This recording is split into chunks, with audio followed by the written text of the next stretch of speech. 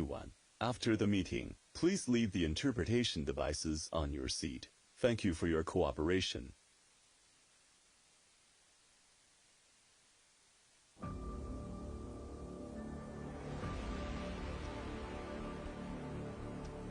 Decades ago, humanity forged a peaceful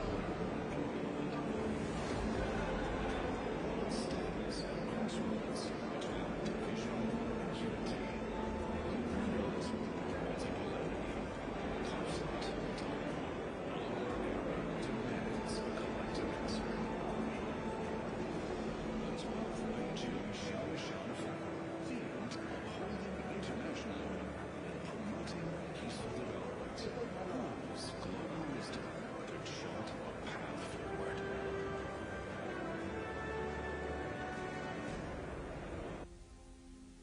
Just and equitable global security governance begins with a fundamental shift from power politics. When the hegemonic logic creates security deficits, the Global Security Initiative offers China solutions. In the Asia-Pacific, we break down the wall of suspicion, converging strengths for shared security, and co-authoring a new chapter of cooperation. The Pacific is vast enough for all aspirations.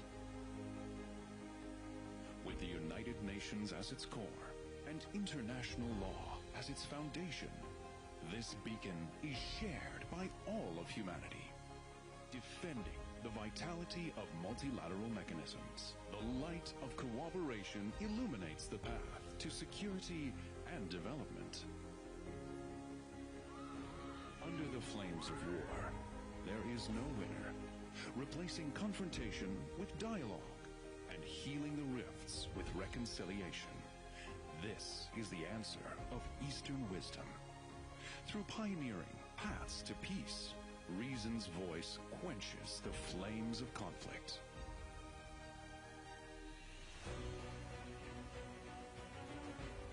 Here, defense officials address global concerns. Here, ideas pierce through strategic fog. Here, ethics of science and technology defines security boundaries. Here, historical wisdom lights the way to peace. Depth emerges through candid dialogue. Breakthroughs arise from collision of ideas. Innovation thrives in the symphony of wisdom and technology. From Beijing's Xiangshan, let wisdom transcend borders, and let consensus fuel actions. At the 12th Beijing Xiangshan Forum, no bystanders here, only fellow travelers, jointly upholding international order and advancing peaceful development. Let's write our future together.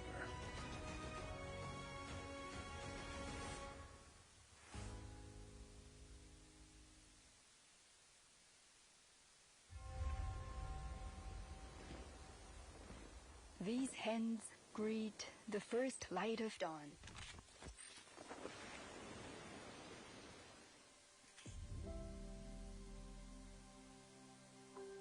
And ensure peaceful nights for millions. Rough yet precise, these hands seize critical moments with clockwork accuracy.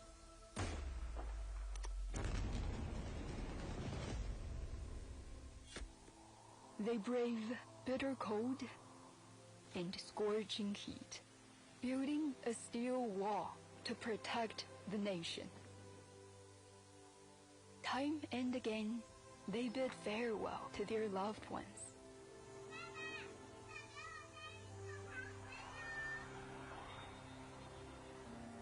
Carrying the warmth of home in their hearts.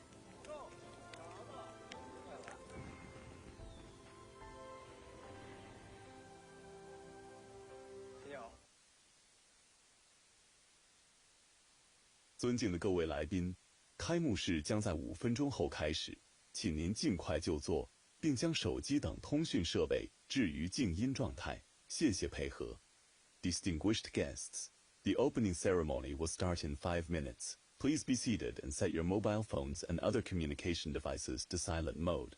Thank you for your cooperation. 尊敬的各位来宾，请注意置于座椅上的同传设备。频道1为中文频道，频道2为英语频道，频道3为法语频道，频道4为俄语频道，频道5为西班牙语频道，频道6为阿拉伯语频道。如果同传设备故障，请联系工作人员更换设备。会议结束后，请将同传设备放置在座椅上。谢谢配合。Distinguished guests, please pay attention to the simultaneous interpreting device on your seat. Channel 1 is in Chinese. Channel 2 is in English. Channel 3 is in French. Channel 4 is in Russian. Channel 5 is in Spanish. And Channel 6 is in Arabic. If you have any problem with the interpretation device, please reach out to the staff at the back of the hall to change to a new one. After the meeting, please leave the interpretation devices on your seat. Thank you for your cooperation.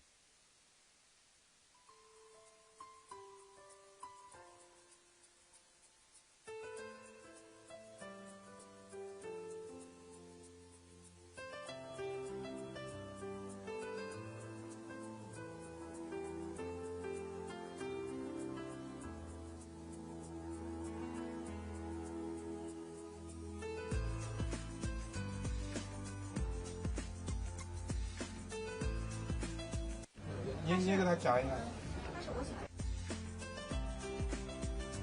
看一下，这始终是英文，它不切吧？对。你就给它调好就行了。对，它在这个 B 上面，你给他说一下。反正它不动。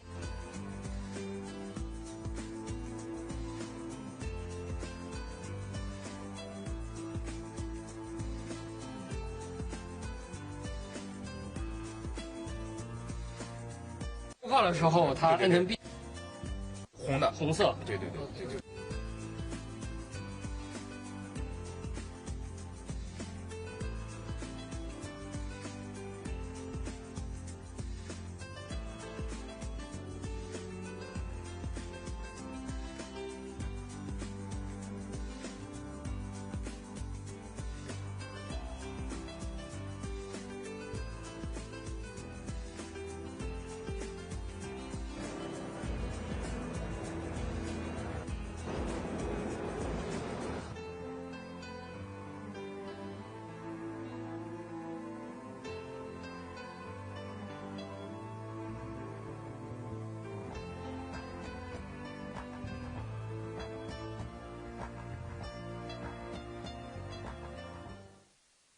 尊敬的各位来宾，开幕式即将开始，请您尽快就座，并将手机等通讯设备置于静音状态。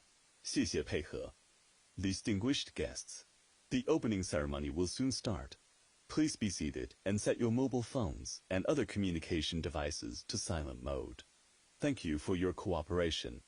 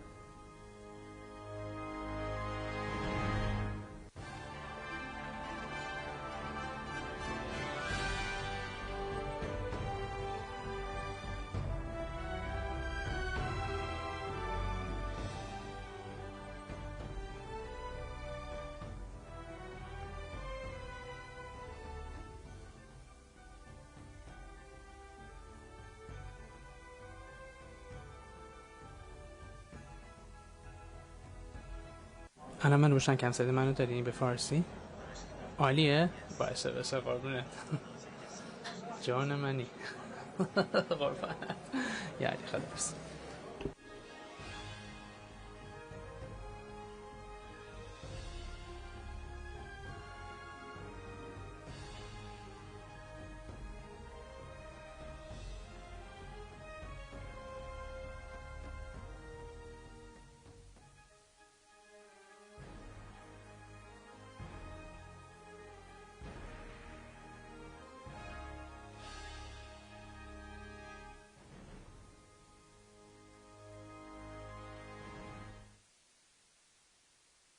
现在有请中国军事科学学会会长杨学军上讲，主持第12届北京香山论坛开幕式。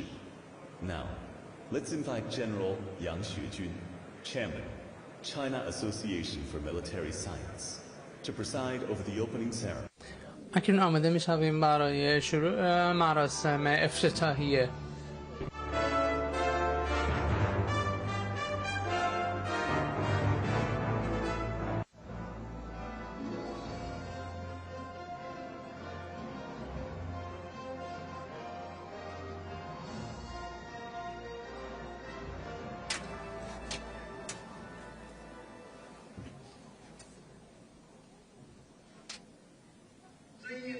Distinguished Minister Dong Jun, honorable guests, ladies and gentlemen, friends, good morning.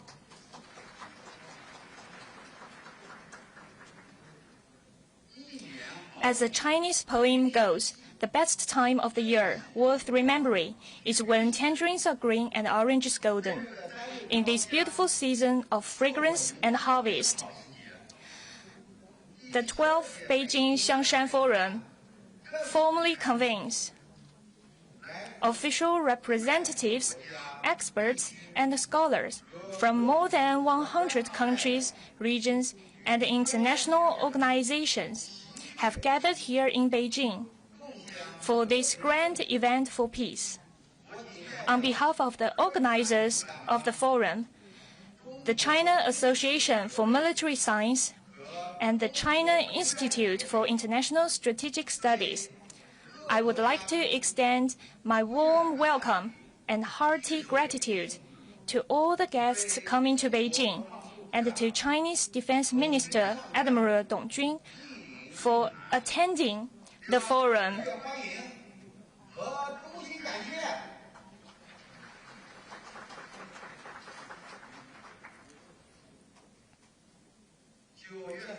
At the ceremony commemorating the 80th anniversary of the victory of the Chinese People's War of Resistance against the Japanese aggression and the World Anti-Fascist War on September the 3rd, President Xi Jinping pointed out that humanity rises and falls together. Only when all countries and nations treat each other as equals, coexist in peace, and support each other, can we uphold common security, eradicate the root cause of war, and prevent the recurrence of historical tragedies. Presently, the century-defining transformation is accelerating, with notable increase in factors of instability, uncertainty, and unpredictability. Facing unprecedented global challenges, China has successfully put forward the concept of a community with a shared future for humanity. The Global Development Initiative, the Global Security Initiative, the Global Civilizations Initiative, and the Global Governance Initiative, demonstrating China's determination and confidence in safeguarding world peace and development with all countries through extensive consultation and joint contribution for shared benefits. As an important platform for countries, large and small, to participate equally in global security governance, this forum, themed Upholding International Order and Promoting Peaceful Development, aims to create conditions for all delegates to have equal, open, inclusive, and mutually beneficial dialogues. We hope that we all engage each other in rewarding discussions on major international security issues, so as to make intellectual contribution to and foster greater synergy for building an equitable and fair global governance system.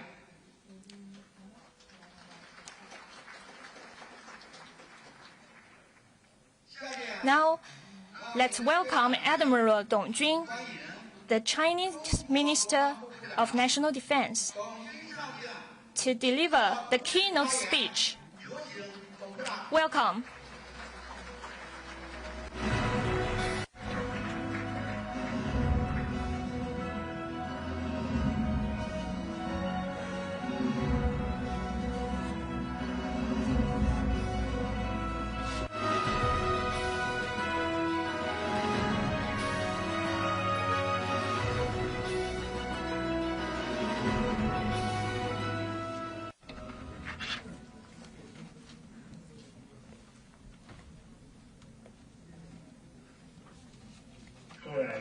Dear guests, colleagues and friends, good morning.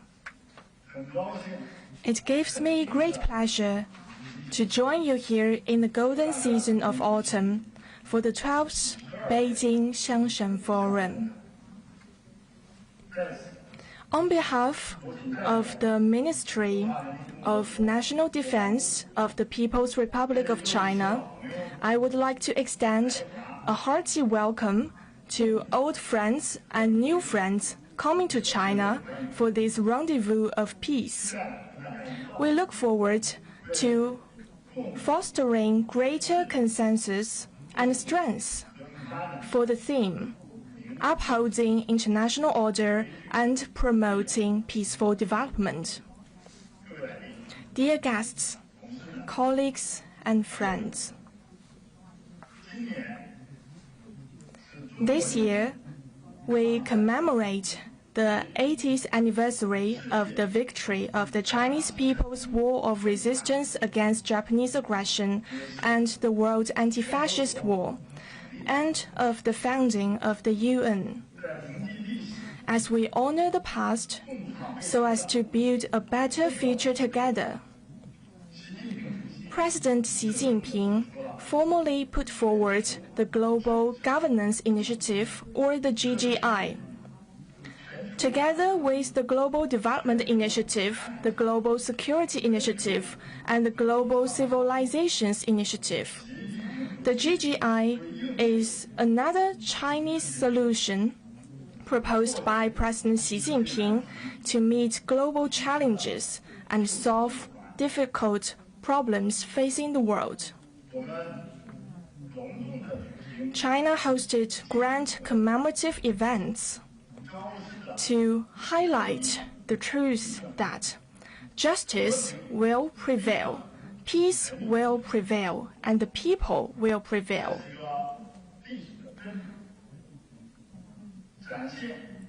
The events demonstrate China's firm commitment to peaceful development and strong capability in safeguarding world peace and tranquility.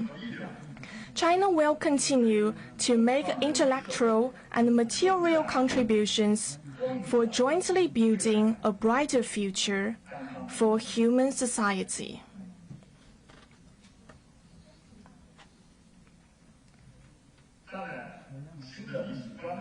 Standing at a new historical juncture, China will work together with more partners and friends with shared values to broaden the time-honored path featuring peace, development, and win-win cooperation. Follow the logic of historical progress and move forward along the trend of our times.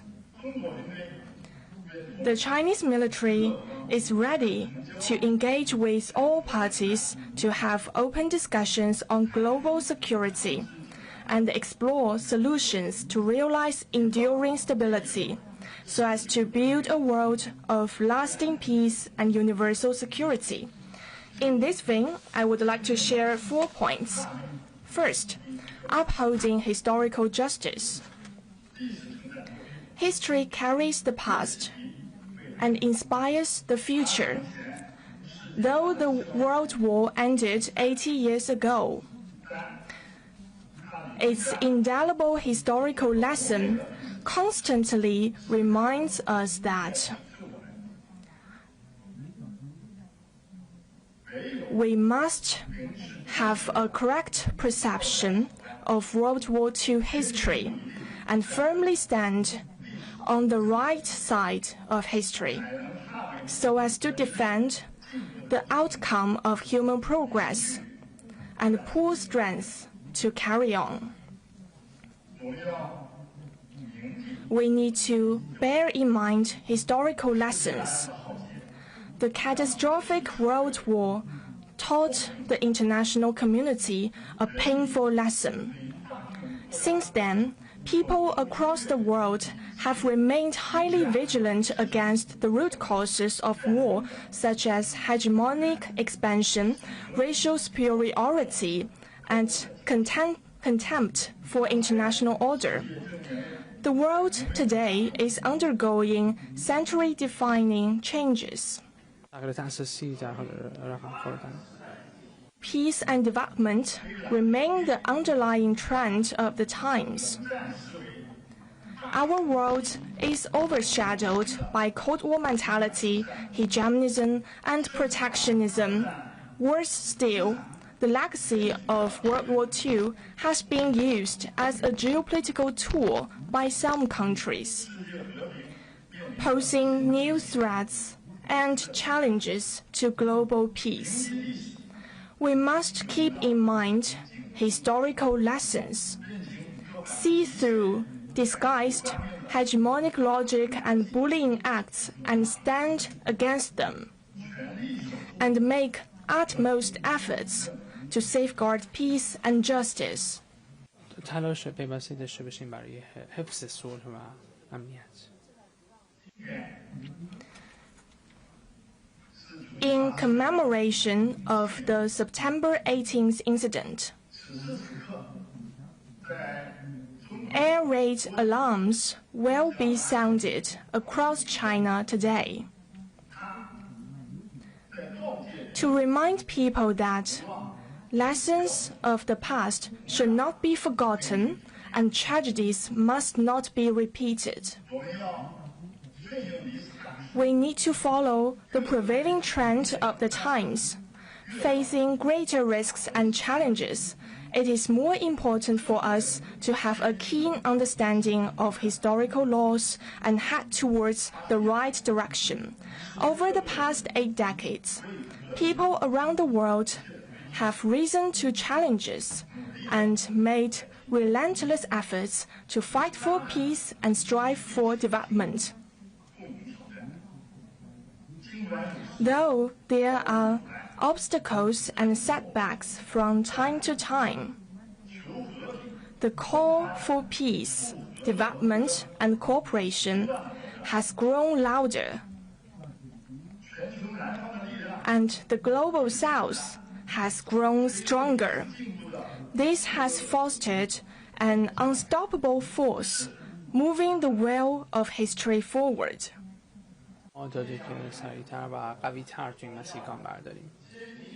Greater resolve and confidence, and collective wisdom and strength to achieve peaceful and harmonious coexistence, to help nations in disputes or even in wars find a way back to peace, and to bring the countercurrents against globalization back to the mainstream of global progression.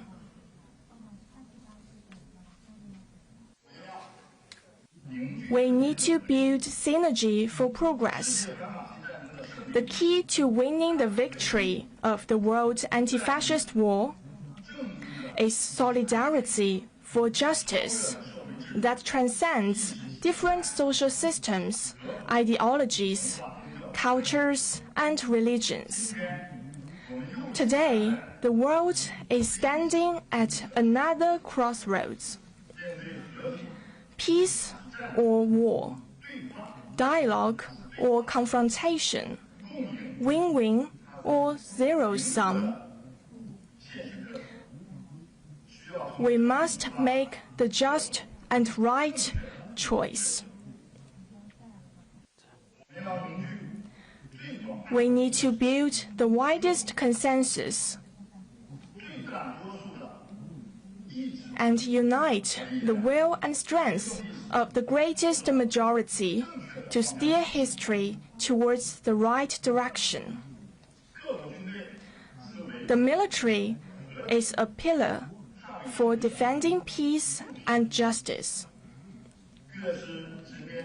As we stand up front between war and peace and face the test of blood and fire, it is more important for us to remember history, follow the right path, and pursue solidarity and cooperation.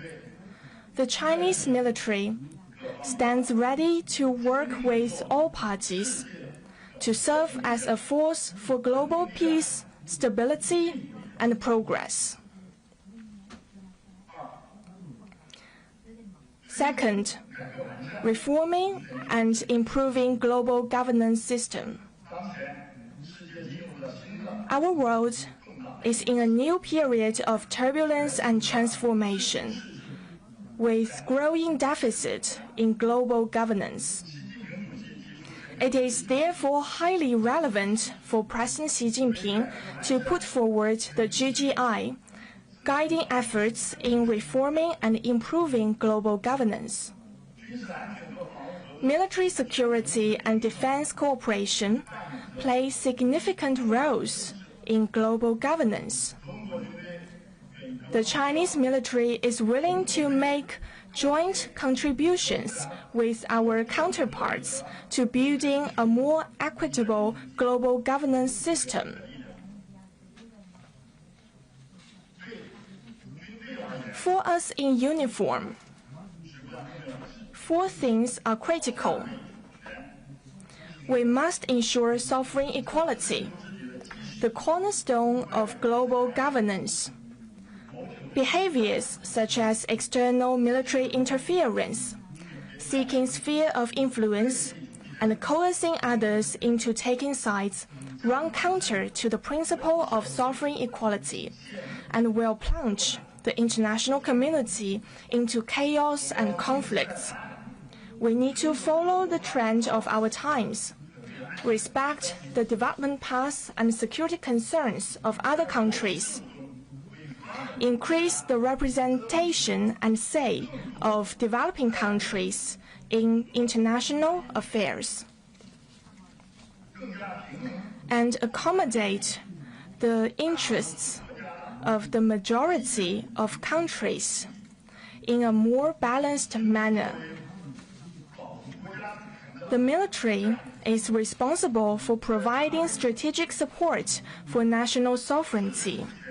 As we defend our own sovereignty, we must also respect sovereign rights and interests of other countries.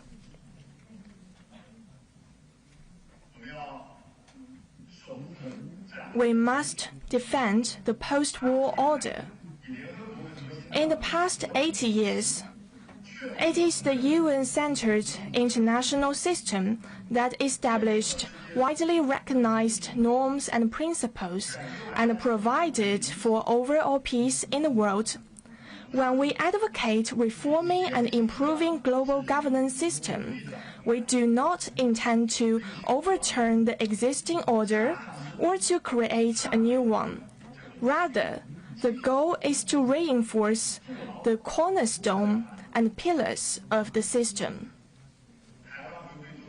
The restoration of Taiwan to China is an integral part of the post-war international order. The historical and legal fact that Taiwan is part of China is indisputable. The People's Liberation Army is always a strong force defending national reunification. We will never allow any separatist attempts for Taiwan independence to succeed, and we are ready to thwart any external military interference at all times. Regarding the South China Sea, China is working together with other regional countries to deliver on the Declaration on the Code of Parties in the South China Sea and expedite consultations on the Code of Conduct. There has been a greater consensus and synergy for peace and development in the region. The so-called freedom of navigation championed by some outside countries and the so-called international arbitration propagated by certain claimant nations challenge the basic norms governing international relations. China takes lawful measures to protect our territorial sovereignty and maritime rights and interests, and to uphold the post-war order and international rule of law. We must support multilateralism. Unprecedented changes in the world will inevitably lead to multipolarity. However, we must stay sober-minded, as the obsession with absolute superiority in military strength and the obsession with the might is right approach will ultimately lead to a divided world defined by disorder and jungle law.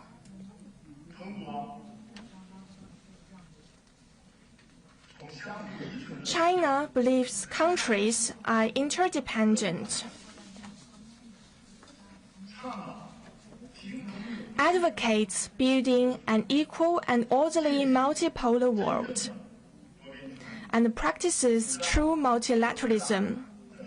We advocate that countries should handle international affairs through consultation and participate in global governance together. Such features as joint contribution, shared benefits, peaceful coexistence, and common prosperity are what we expect from a multipolar world. We must protect common interests.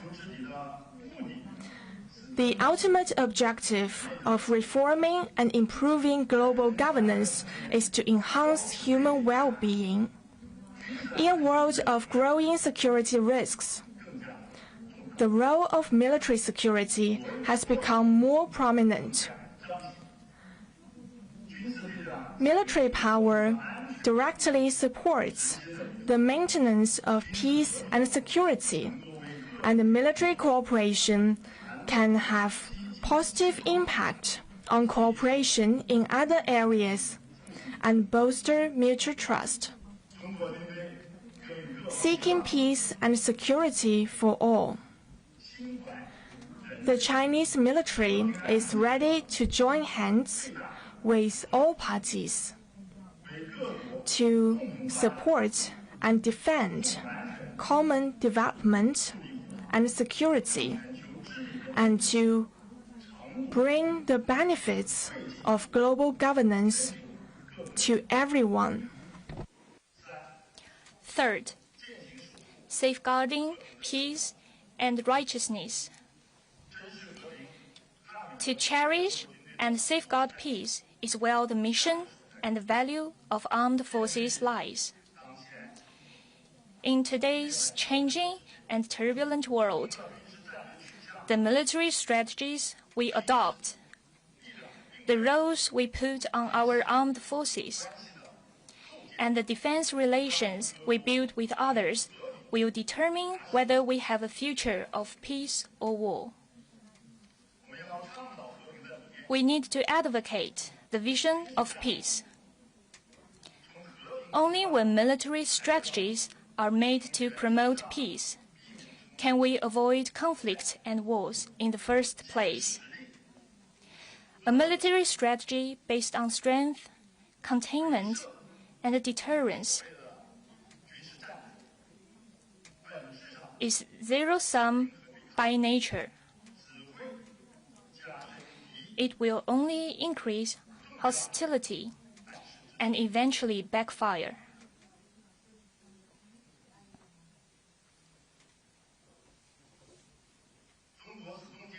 China stays committed to peaceful development.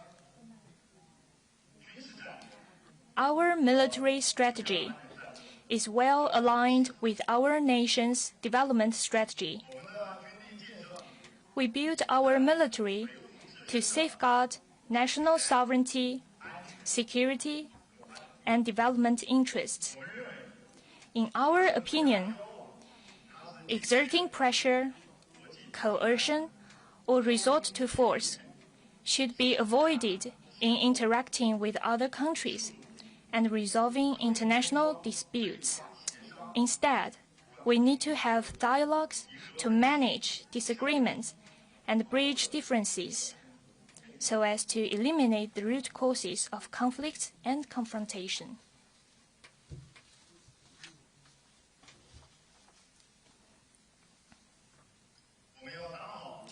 We need to serve as the ballast for peace. To save humanity from the scourge of war is in the preamble of the UN Charter. Till today, this vision of lasting peace still faces realistic challenges. People who have suffered from invasion, bullying, and oppression abhor the use of armed forces as an accomplice of hegemonism or a tool of abusing force.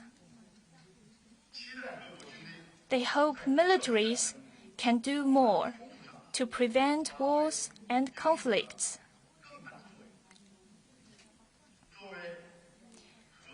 As a force for peace, the stronger the Chinese military becomes,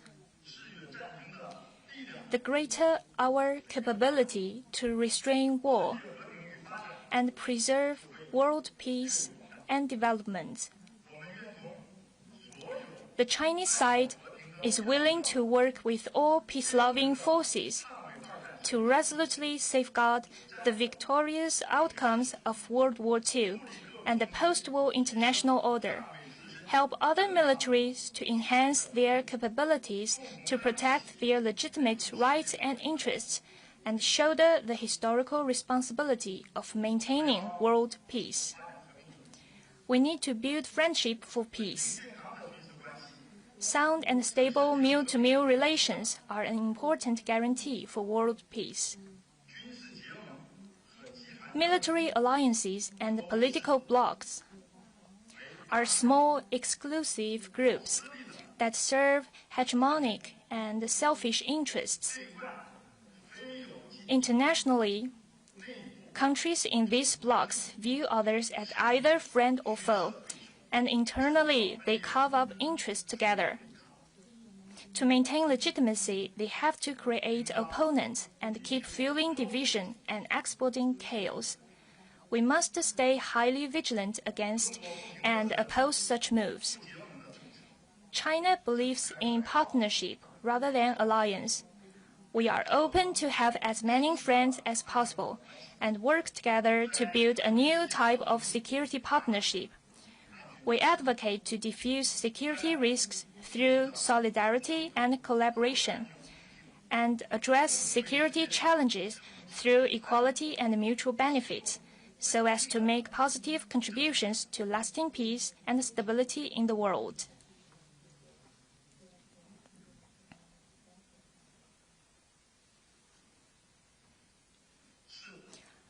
Fourth, consolidating peace through real actions. The noble cause of peace and development for humanity calls for shared commitment from all nations.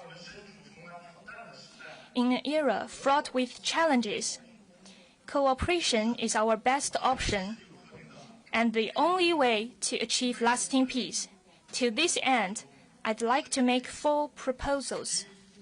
First, continue to deepen military mutual trust.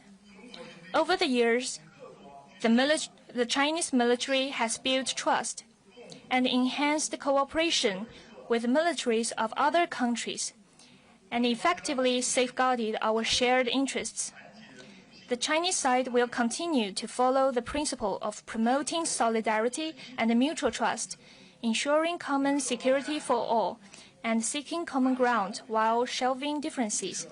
We will strengthen the synergy of security strategies with other parties, enhance defense exchanges at all levels, and reach more bilateral and multilateral defense cooperation agreements, so as to lay a solid foundation for higher-level security cooperation. Second, strengthen multilateral coordination. As both contributors to and beneficiaries of multilateralism, we need to better align our policies and actions under the UN framework. The Chinese side will contribute more to UN undertakings for peace, including building a high-quality peacekeeping standby force and launching the Technology Empowerment Initiative to help improve the efficiency of UN peacekeeping. We should jointly develop and share multilateral platforms and create more opportunities for all countries to participate in security governance on an equal footing. The Chinese side will continue to host the Beijing Xiangshan Forum, China-Africa Forum on Peace and Security, and the China-Latin American and the Caribbean States Defense Forum, and make them platforms that accommodate interests of all parties. Third, improve the quality and efficiency of cooperation. To safeguard global strategic passages and maritime security, we will carry out cooperation in escort missions, counter-terrorism, and peacekeeping operations, and conduct joint exercises such as Exercise Peace Mission to enhance interoperability with other militaries. The Chinese military has a comprehensive system on training of international students. We are willing to share our experience with all parties to cultivate talent and deepen friendship. We welcome foreign militaries to send personnel to China for training and exchanges. Fourth, build better cooperation mechanisms. Facing multiple security challenges, we need to have robust cooperation mechanisms. Due to the lack of international rules, there are growing risks in emerging areas such as AI, space, and the deep sea, making it more necessary to fill the gap. The Chinese military will engage with all parties to have extensive consultation and build consensus, further enrich exchange mechanisms and improve security frameworks across the board, and foster better coordination among different mechanisms and pool collective wisdom. Together, we can provide stronger support to the reform and improvement of global governance system. Distinguished guests, dear colleagues and friends, a just journey with many companions gets far.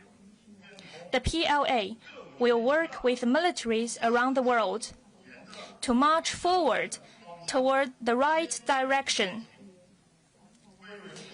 and contribute more to the building of a community with a shared future for humanity and safeguarding world peace. Thank you.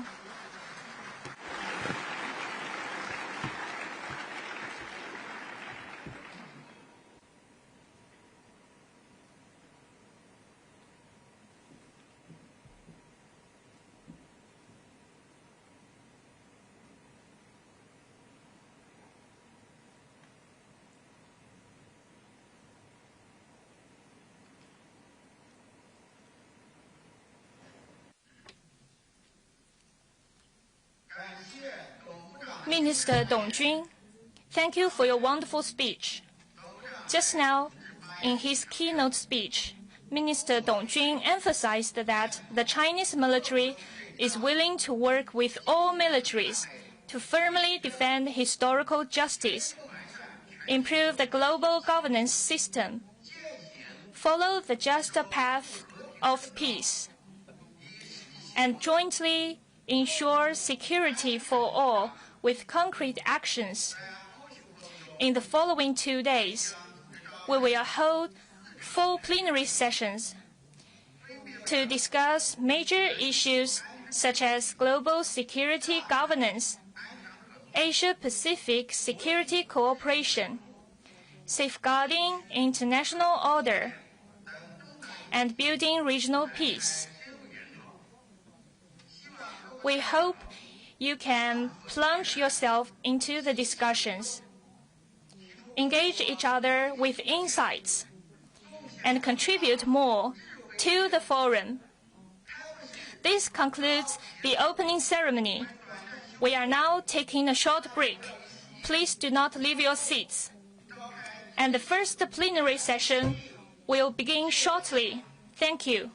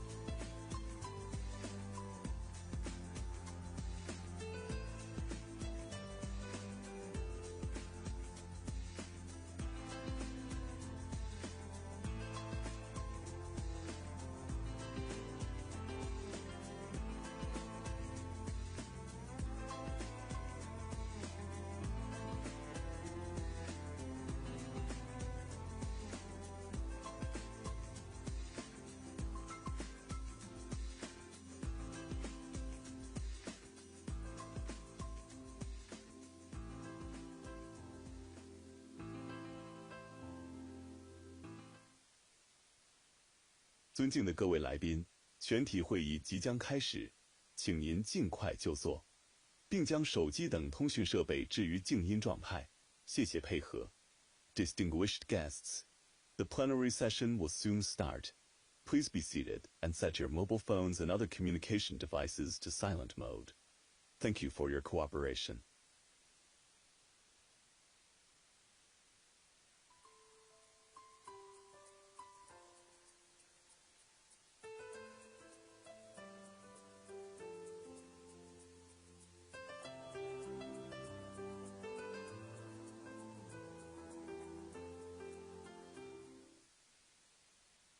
尊敬的各位来宾，全体会议即将开始，请您尽快就座，并将手机等通讯设备置于静音状态。谢谢配合。Distinguished guests, the plenary session will soon start. Please be seated and set your mobile phones and other communication devices to silent mode. Thank you for your cooperation.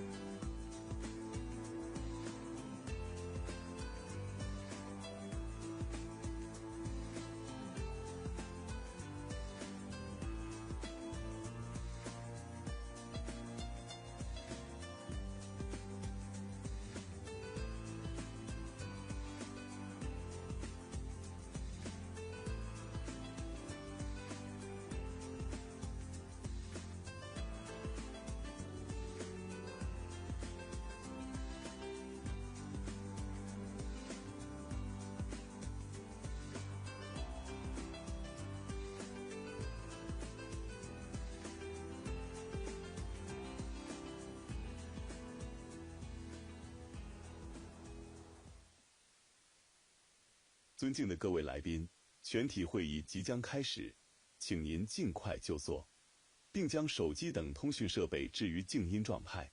谢谢配合。Distinguished guests, the plenary session will soon start. Please be seated and set your mobile phones and other communication devices to silent mode. Thank you for your cooperation.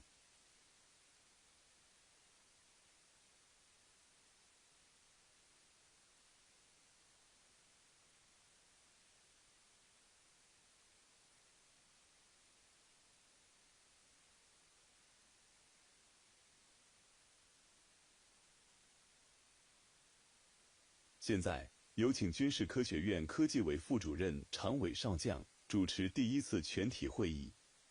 Now, let's invite Major General Chang Wei, Deputy Director, Committee of Science and Technology, PLA Academy of Military Sciences, China, to preside over the first plenary session.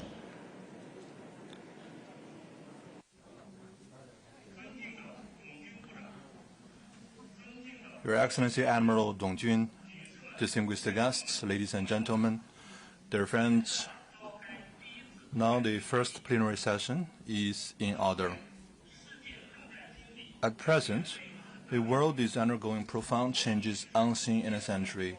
Geopolitical conflicts flare up one after another. The jungle law is resurging. Non-traditional security threats intervene. The UN and multilateralism face setbacks, and the global security governance system encounters unprecedented challenges. Recently, China put forward the Global Governance Initiative, which aims at answering the question of what kind of global governance system should we build and how to reform and improve global governance. The initiative is aimed at upholding the purposes and principles of the UN Charter and practice the vision of extensive consultation, joint contribution, and shared benefit, and promote a fairer and more equitable global governance system as we work towards the goal of building a community with a shared future for mankind. This plenary session is themed building a just and equitable global security governance system. We aim at pooling global wisdom and strength, and building consensus and exploring practical approaches to address security dilemmas and guide the global security governance system toward greater fairness and equity. This plenary session has 4 parts. First, keynote speeches by the panelists. And second, a question and answer segment where the audience may pose questions to the panelists. And third, comments and remarks from distinguished guests in the audience. And finally, responses from the panelists to the questions collected. And now it's my great honor to introduce the 6 distinguished speakers on the stage. They are Mr. Hong Lei, Assistant Foreign Minister of the People's Republic of China. General Pan Wen Giang, Minister of National Defense of Vietnam.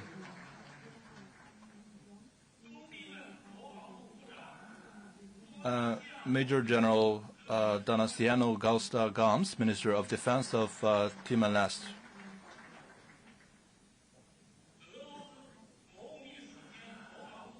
Ms. Anna Tsivilayafa, State Secretary and Deputy Minister of Defense of Russia. Ms. Sandra Lazo, Minister of National Defense of Uruguay. And Mr. Gao Kim Horn, Secretary General of ASEAN. Please join me in extending a warm welcome to all our speakers. And may I first give the floor to Assistant Foreign Minister of the People's Republic of China, Mr. Hong Lei.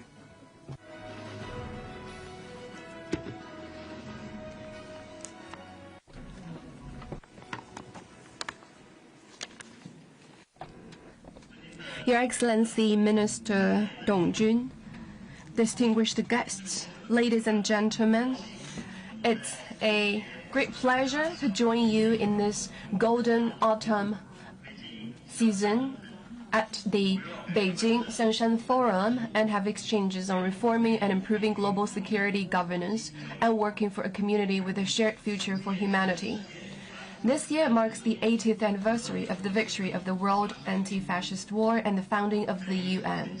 At this historic juncture of taking stock of the past and envisioning the future, President Xi Jinping solemnly proposed the Global Governance Initiative, which sets out the principle, the approach and pathway for global governance, reform and improvement. The core concepts of the GGI include adhering to sovereign equality, abiding by international law, practicing multilateralism, advocating the people-centered approach, and focusing on taking real actions. The GGI is another global public good that China has contributed to the world following the Global Development Initiative, the Global Security Initiative, and the Global Civilization Initiative. The 4 global initiatives have different focuses, but are mutually compatible. From the perspective of development, security, civilization, and governance, respectively, these initiatives have injected stability and certainty into the world and showcased China's sense of responsibility and real actions on international affairs. Peace and security is the top priority of global governance. 2 weeks ago, China held a grand military parade to mark the 80th anniversary of the victory of the Chinese People's War of Resistance against Japanese aggression and the World Anti-Fascist War.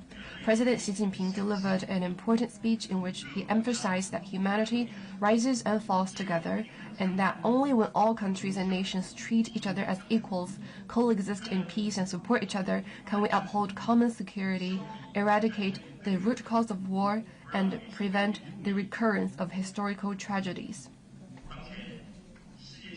As the world enters a new period of turbulence and transformation, the international landscape is fraught with changes and disorder. With growing divides across the world, continual escalation of regional conflicts, and ever-emerging non-traditional security challenges. Deficiencies in global security governance are becoming more evident. Hegemonic and bullying acts in particular have inflicted profound harm and dealt serious blows to multilateral mechanisms such as the UN. Today, humanity is once again facing a choice between peace and war, dialogue and confrontation, win-win results, and zero-sum game. Now, more than ever before, the world needs to reform and improve security governance. Faced with increasingly severe challenges, China has not sat idly by. In 2022, President Xi Jinping proposed the GSI, the Global Security Initiative. Since then, China, guided by the GSI, has been actively working for closer international security cooperation to address various threats and challenges. China is committed to joining hands with people from all over the world to build a community with a shared future for humanity and to achieve lasting peace and universal security. Now, the GSI has so far received support and acclaim from more than 130 countries, regions, and international organizations. And the initiative is playing an increasingly important role in resolving global security challenges and reforming and improving global security governance. First, under the GSI, China has been contributing its wisdom. We advocate the new vision of common, comprehensive, cooperative, and sustainable security, uphold universal and common security, and we're committed to building consensus and enhancing trust on security vision among the international community. China calls for rejecting outdated concepts such as exclusive security and bloc confrontation, and by turning off the master switch to eliminate the root causes of international conflicts. With that, we strive to improve global security governance. During the Central Conference on Work related to neighboring countries held in April this year, a security approach for Asia was put forward for the first time, which features sharing will and woe, seeking common ground while shelving differences, and prioritizing dialogue and consultation. This is an integral part of Xi Jinping's thought on diplomacy and a security-specific proposition for building a community with a shared future with neighboring countries. The GSI has taken regional security governance to a new level, and hence is of critical importance for maintaining security and stability in Asia. It also provides a practical pathway for solving global security challenges. Second, under the GSI, China has been contributing its approaches. It has been working consistently with the international community to uphold both traditional and non-traditional security and explore pathways and means of resolving major global security issues. China has released the documents of its position paper on the political settlement of the Ukraine crisis and the position paper on resolving the Palestinian-Israeli conflict to share its thoughts on the cessation of hostilities in regional conflicts, on humanitarian assistance, and on diplomatic mediation. China has put forth the Global AI Governance Initiative and the Global Initiative on Data Security. It has been advocating the Tianjin Biosecurity Guidelines for Codes of Conduct for Scientists, and has been looking for ways to improve governance rules in new domains, such as deep sea, polar regions, outer space, and cyberspace. Third, under the GSI, China has been contributing its resources. It has dispatched more peacekeepers than any other permanent member of the UN Security Council. It is also the second largest contributor to the UN regular budget and peacekeeping budget. This year marks the 10th anniversary of the China UN Peace and Development Fund. Over the past 10 years, it has supported more than 200 programs and benefited over 100 countries. Last year, the Beijing summit of the Forum on China-Africa Cooperation delivered important consensus of China and Africa working together to implement the GSI. On the same occasion, President Xi Jinping announced that China will give Africa RMB 1 billion yuan of grants in military assistance and provided training for 6,000 military personnel and 1,000 police and law enforcement officers from Africa. China has set up the Center for Global Security Initiative Studies to create a new platform for strategic and academic communities of all countries to enhance exchanges on the GSI. The China Pacific Island Countries Climate Change Cooperation Center and the Center for Disaster Risk Reduction Cooperation commented operations in 2002 2022 and 2023 respectively. Fourth, under the GSI, China has been taking concrete actions. It has firmly upheld the international nuclear non-proliferation and disarmament regime with the Treaty on the Non-Proliferation of Nuclear Weapons as its cornerstone. It has issued a working paper on the No First Use of Nuclear Weapons initiative and encourages the 5 nuclear weapon states to negotiate and conclude a treaty on mutual no first use of nuclear weapons or issue a political settlement in this regard. It has been exploring the settlement of hotspot issues in a Chinese way and has taken actions accordingly. On hotspot issues such as the Ukraine crisis and the Palestinian-Israeli conflict, China has held an objective and just position and has been facilitating political settlement. It has brought about the historic reconciliation between Saudi Arabia and Iran. It has played a constructive role in the peaceful resolution of the border disputes between Cambodia and Thailand. China is also working with its neighbors through the East Asia Cooperation and the Lantau-Mekong Cooperation Mechanism to combat transnational crimes such as online gambling and telefraud, effectively safeguarding regional stability and the lives and the property of the people. Ladies and gentlemen, friends, the just cause finds great support and a journey with many companions gets far. The Chinese people firmly stand on the right side of history and the progress of human civilization. We will remain committed to the path of peaceful development and join hands with all peoples around the world in building a community with a shared future for humanity. In the security field, this great vision is vividly manifested as the GSI. It is a call widely echoed by the international community and has continued to bear fruits of cooperation. Its vitality lies fundamentally in President Xi Jinping's abiding concern for the future of humanity and the well-being of the people, and in his vision of a new path to security that features dialogue over confrontation, partnership over alliance, and win-win results over zero-sum game. The GSI resonates with the shared aspirations for peace, security, and stability of people of all countries, reflects the greatest consensus of the international community on the need for universal security, and points a way forward for reforming and improving the global security governance system. We need to build a more just and equitable global security governance system. We should firmly uphold international fairness and justice.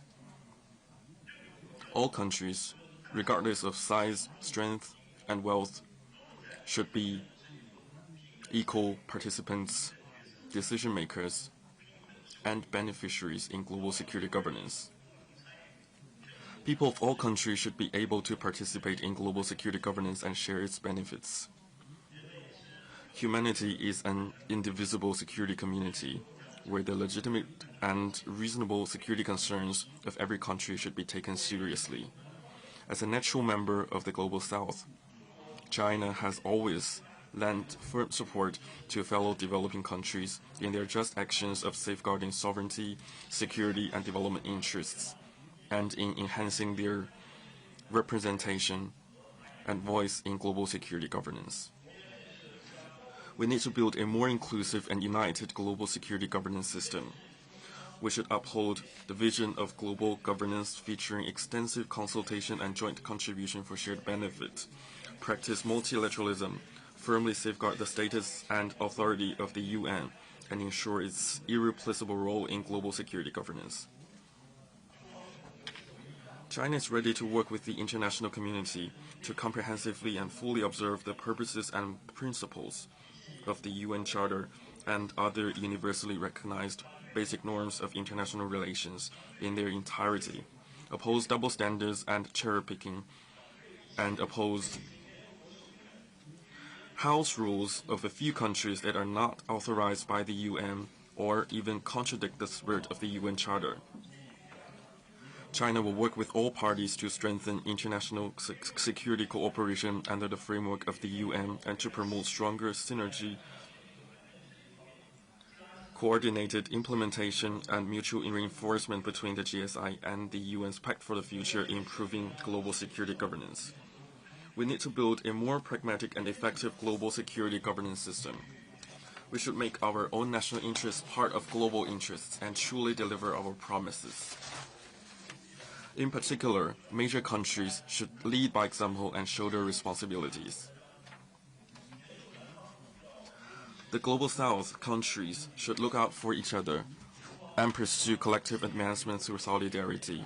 China will continue to promote the implementation of the UN General Assembly resolution promoting international cooperation on peaceful uses in the context of international security, and take concrete actions to support developing countries in strengthening their capacity building in the areas of peace and security. We will work to promote the security approach for Asia, make China-Africa partnership a fine example of GSI cooperation, and facilitate the peace program between China and Latin America, and strive to create more visible achievements and translate the aspirations of people from all countries for peace, security, and stability into reality. We need to build a more coordinated and orderly global security governance system. We should adopt a systematic approach, fully mobilize various resources, and focus on both addressing prominent security issues of the day and planning for potential security threats, so as to make global security governance more holistic and coordinated. Earlier this month, the Shanghai Cooperation Organization Tianjin Summit was successfully held.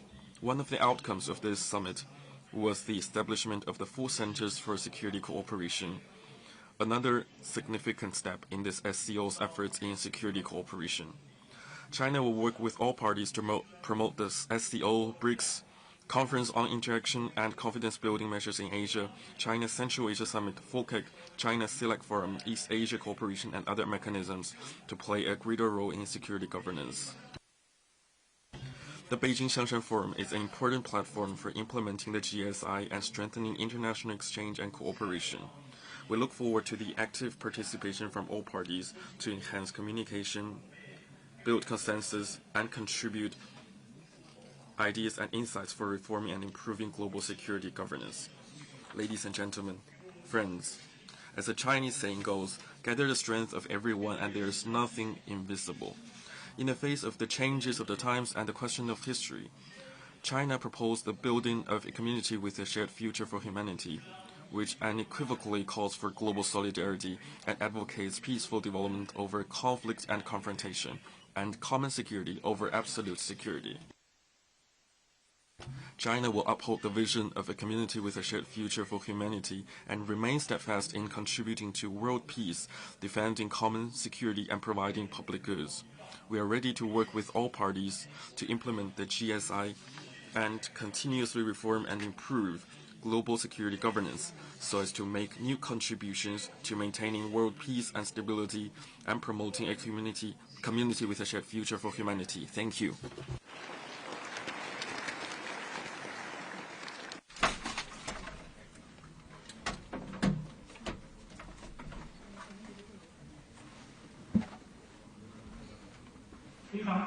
Thank you very much, Assistant Minister Hong Lei, for your wonderful speech for the initiative of global governance and peace. This is helpful to understand Chinese practice to put into practice the global initiatives for peace and governance. Next, let's welcome Mr. Pan Wenjiang, Assistant General Pan Wenjiang. General Pan Wenjiang, Minister of National Defense, Vietnam.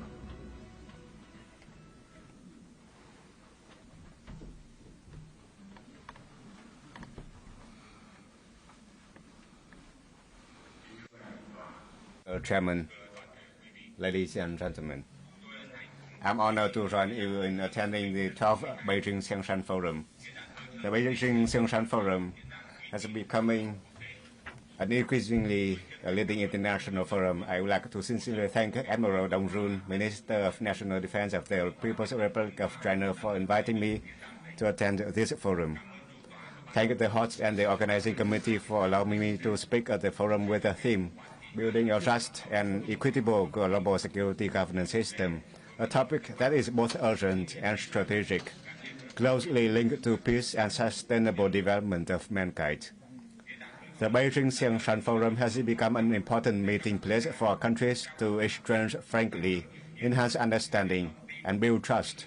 Your presence here today represents our shared aspiration for a world of stability, peace, cooperation, and development. Esteemed colleagues, and delegates, we are living in a special era, an era full of turmoil, but also full of opportunities. On the one hand, humanity has never had such outstanding scientific and technological achievements as today. The fourth industrial revolution, artificial intelligence, AI, digital technology, biomedicine, renewable energy, etc., are opening up unprecedented development possibilities. Countries, whether large or small, if know how to take advantage, can shorten the gap, rise up, and integrate into the common development flow of the world. This is the belief and also the motivation for us to move towards a prosperous future. On the other hand, along with opportunities are extremely fierce challenges. On the international level, strategic competition between countries, the ideology of power supremacy, unilateral impositions have a profound impact on the structure and governance of global security. Disagreements of interest, if not handled properly, can turn into conflicts, creating a dangerous turmoil situation of confrontation. Regional hotspots, armed conflicts to territorial disputes still exist with the potential to flare up at any time, threatening peace and common stability. Along with traditional security challenges, the world is also facing increasingly complex non-traditional security challenges. Climate change is causing severe natural disasters, directly affecting the lives of hundreds of millions of people. Global pandemics show us that no country can be safe alone. International terrorism, transnational crime, cybersecurity, the risk of AI abuse, etc. are becoming borderless issues, not excluding any region in the world. To build a just and equitable global security governance system, the role of multilateralism and substantive defense cooperation is indispensable. Only when countries sit together, respect common rules, and share responsibilities can basic principles become reality. In the context of increasingly intertwined traditional and non-traditional security challenges, multilateralism is not only an option, but an inevitable path to maintain peace and stability. Defense cooperation, in the spirit of transparency, self-defense, and for the common good, will become an important bridge between principles and actions. Vietnam supports multilateralism based on the foundation of the UN Charter and international law, inclusiveness, equality, people-centered, and for the common interests of the international community. This is not only a method of cooperation, but also a foundation for countries to live together in peace and develop together in an increasingly interconnected and complex world. As a peace-loving country, Vietnam has always deeply recognized the value of international cooperation and global solidarity spirit. That spirit has been concretized in many of Vietnam's major policies and decisions. Vietnam is steadfast in its foremost defense policy, that is, not participating in military alliances, not allying with one country to fight other countries, not allowing foreign countries to set up military bases or use Vietnamese territory to fight against other countries, not using force or threatening to use force in international relations, consistently implementing a foreign policy of independence, self-reliance, peace, friendship, cooperation and development, multilateralization and diversifying foreign relations, proactively integrating comprehensively, deeply and effectively into the international community.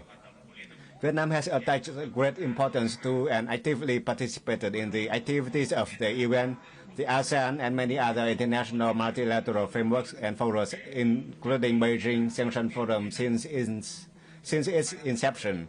In the region, Vietnam always supports and promotes ASEAN's central role in the regional security architecture, strengthens solidarity, cohesion, adaptation, and acts as a bridge among partners.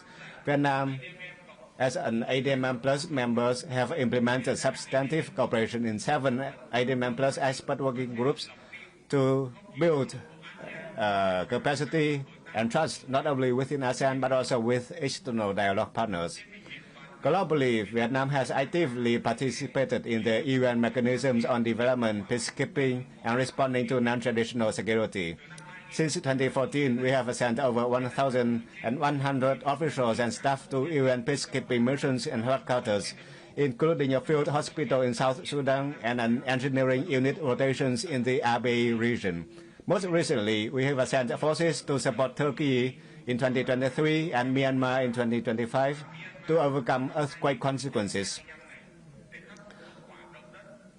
This clearly demonstrates Vietnam's responsibility and goodwill. Vietnam always welcomes and supports initiatives to strengthen and enhance peace, stability, and sustainable development of the international community in accordance with the UN Charter and common interests. We appreciate China's good performance as a responsible major power by promoting its role as mediator, proposing and implementing many major initiatives such as the Global Security Initiative, GSI, the Global AI Governance Initiative, establishing the International Organization for Mediation, IOMAD, and most recently the Global Governance Initiative.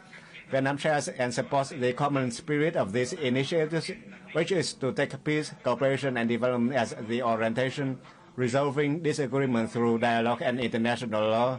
Initiatives are only sustainable when they are transparent, inclusive, in accordance with international law, and respect with existing regional mechanisms such as ASEAN, the ASEAN 80 Plus, and the ASEAN Regional Forum, ARF. Esteemed delegates, in the current volatile context, maintaining and strengthening multilateralism is a prerequisite and vital factor to address global challenges that no single country can effectively respond to alone. This year's forum, I would like to propose the following. First, it is necessary to persistently promote multilateralism to ensure a global security structure based on fundamental principles of the UN Charter, especially the principles of respect for independence, sovereignty, territorial integrity, and political systems, non-interference in internal affairs, and peaceful settlement of disputes. Vietnam opposes hegemony, power supremacy, unilateralism, Cold War mentality, separation, and all plots to incite instability in the region as well as in the world. Vietnam has repeatedly emphasized this stance of multilateral fora of the UN, ASEAN, and many other fora. We uphold the role of international law, including the 1982 UN Convention on the Law of the Sea and Clause 1982, and at the same time emphasize the need to fully and in good faith implement the obligations of member states, respect each other's legitimate interests, and jointly maintain peace, stability, and maritime and aviation security in the region and the world. Vietnam wishes to promote effective, substantive code of conduct (COC) in the East Sea, also known as the South China Sea, that is consistent with UNCLOS 1982. Compliance with the law is not only a legal obligation, but also an international political responsibility of each country.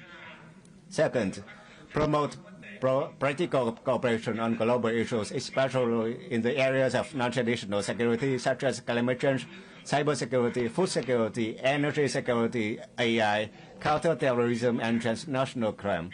Vietnam is currently implementing the national strategy on climate change, cooperating with many countries and international organizations in developing renewable energy, strengthening cybersecurity, and preparing a legal framework for AI. We are particularly interested in building global codes of conduct and ethics on AI to prevent potential consequences for peace and security.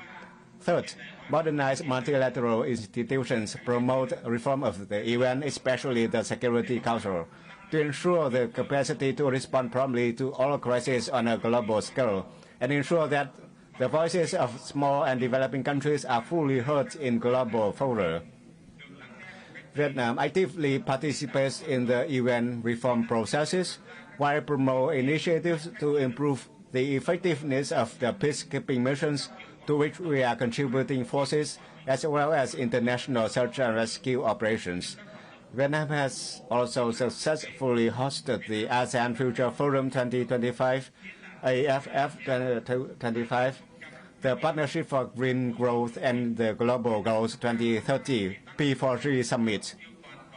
We also actively and responsibly participated in the recent Shanghai Cooperation Organization Summit 2025, SCO 2025. Fourth, strengthen dialogue, mutual understanding, and share responsibility among major powers, as well as between major countries and developing countries, between civilizations and ideologies, to jointly create a common future where differences are not contradictions, but opportunities to narrow differences and complement each other. In addition, it is necessary to strengthen strategic trust building, expand bilateral and multilateral defense dialogue and consultation mechanisms with the participation of all involved parties, establish early information and warning channels to prevent conflicts and strategic misunderstanding, promote the sharing of defense information that is transparent, mutually respect and beneficial. Vietnam has hosted and participated in many multilateral fora with a receptive and constructive spirit, including the ASEAN Summit, the Asia-Pacific Economic Cooperation (APEC), and activities within the framework of the ADMM+. It is expected that Vietnam will host the signing ceremony of the UN Convention on Cybercrime in Hanoi in October 2025. Fifth, countries, organizations need to make strong commitments and take drastic actions to join hands to build an open and inclusive mechanisms, especially the diplomatic dialogue and consultation mechanisms. For the above orientations to become a reality, we need a sustainable, widely respected, and universally valuable foundation, that is international law. Vietnam pledges to continue to be a reliable partner, an active and responsible member of the international community, contributing to the common effort to build a law-based, equal, and sustainable international order. Esteemed delegates, the second Vietnam International Defense Expo 2024, held on the occasion of the 80th anniversary of the founding of the Vietnam People's Army, with a message of peace, cooperation, and mutual development, has been very successful thanks to the support and participation of leaders of the Ministry of Defense and defense industry partners from many countries. On this occasion, on the behalf of the Ministry of National Defense of Vietnam, I would like to express my sincere thanks for the support and participation. We respectfully inform to you that the Ministry of National Defense of Vietnam plans to organize the third International Defense Expo in 2026. We hope that international friends, countries, and EU will continue to pay attention to and support. Also, on this occasion, I would like to sincerely congratulate government and people of China on the 80th anniversary of the victory over fascism. Not only a victory for China, but also a victory for peace-loving peoples. That lesson reminds us to maintain peace and through law, dialogue, and cooperation, instead of an approach of deterrence, coercion, and confrontation. This year, Vietnam solemnly organized two important events: the parade to celebrate the 50th anniversary of the National Reunification Day, and the parade to celebrate the 80th anniversary of the National Day. We especially appreciate and thank countries sending delegates to attend, especially those sending forces to participate in the parade and march, including the China's People Liberation Army. The presence of the distinguished guests is not only a sentiment of solidarity and friendship, but also a vivid demonstration of the spirit of solidarity, cooperation, and working together to build peace. Distinguished delegates, there is a Chinese proverb: unanimous minds can move passion. I believe that if we unite and are unanimous, no difficulty or challenge can hinder our common aspiration for a world of peace, security, and sustainable development, and together build a just and equitable global security governance system. Vietnam commits to continue to be a reliable partner, a responsible member, and is ready to accompany countries and the international community on this difficult but meaningful path. I wish you all good health and the 12th Beijing Xiangshan Forum 2025 another great success.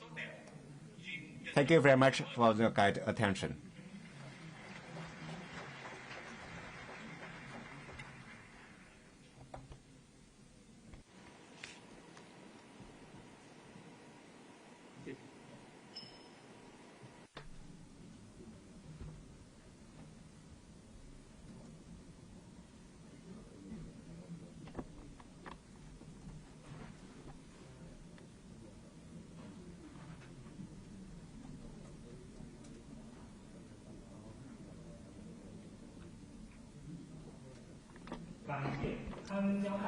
Thank you for your excellent remark.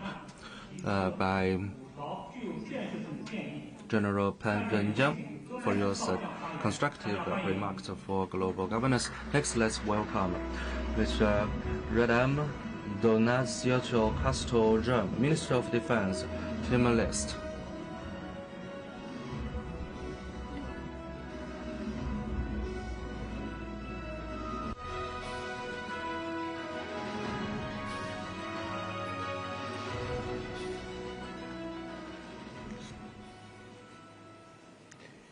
Good morning, Excellencies, Ministers of Defense, distinguished representative of international organizations, esteemed colleagues and friends, ladies and gentlemen. It is with a profound sense of honor that I represent Timor-Leste at this prestigious Xiangshan Forum in Beijing.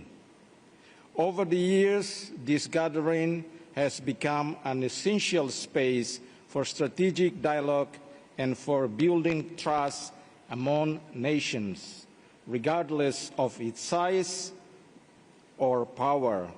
Here, every voice has place, and every perspective is heard with respect. I wish to express our sincere gratitude to the government of People's Republic of China for the warm hospitality and the exemplary organization of this forum. The theme of this first plenary session, Building a Just and Equitable Global Security Governance System, is highly relevant, as it invites us to reflect on how we can adapt security governance to rapidly change of the world. Indeed, we live in times of change. Globalization has brought peoples and economies closer together, but it has also created new shared vulnerability. Threats such as terrorism, transnational crime, climate change, and cybersecurity know no borders. At the same time, we witness a troubling erosion of trust among states and weakening multilateral institutions.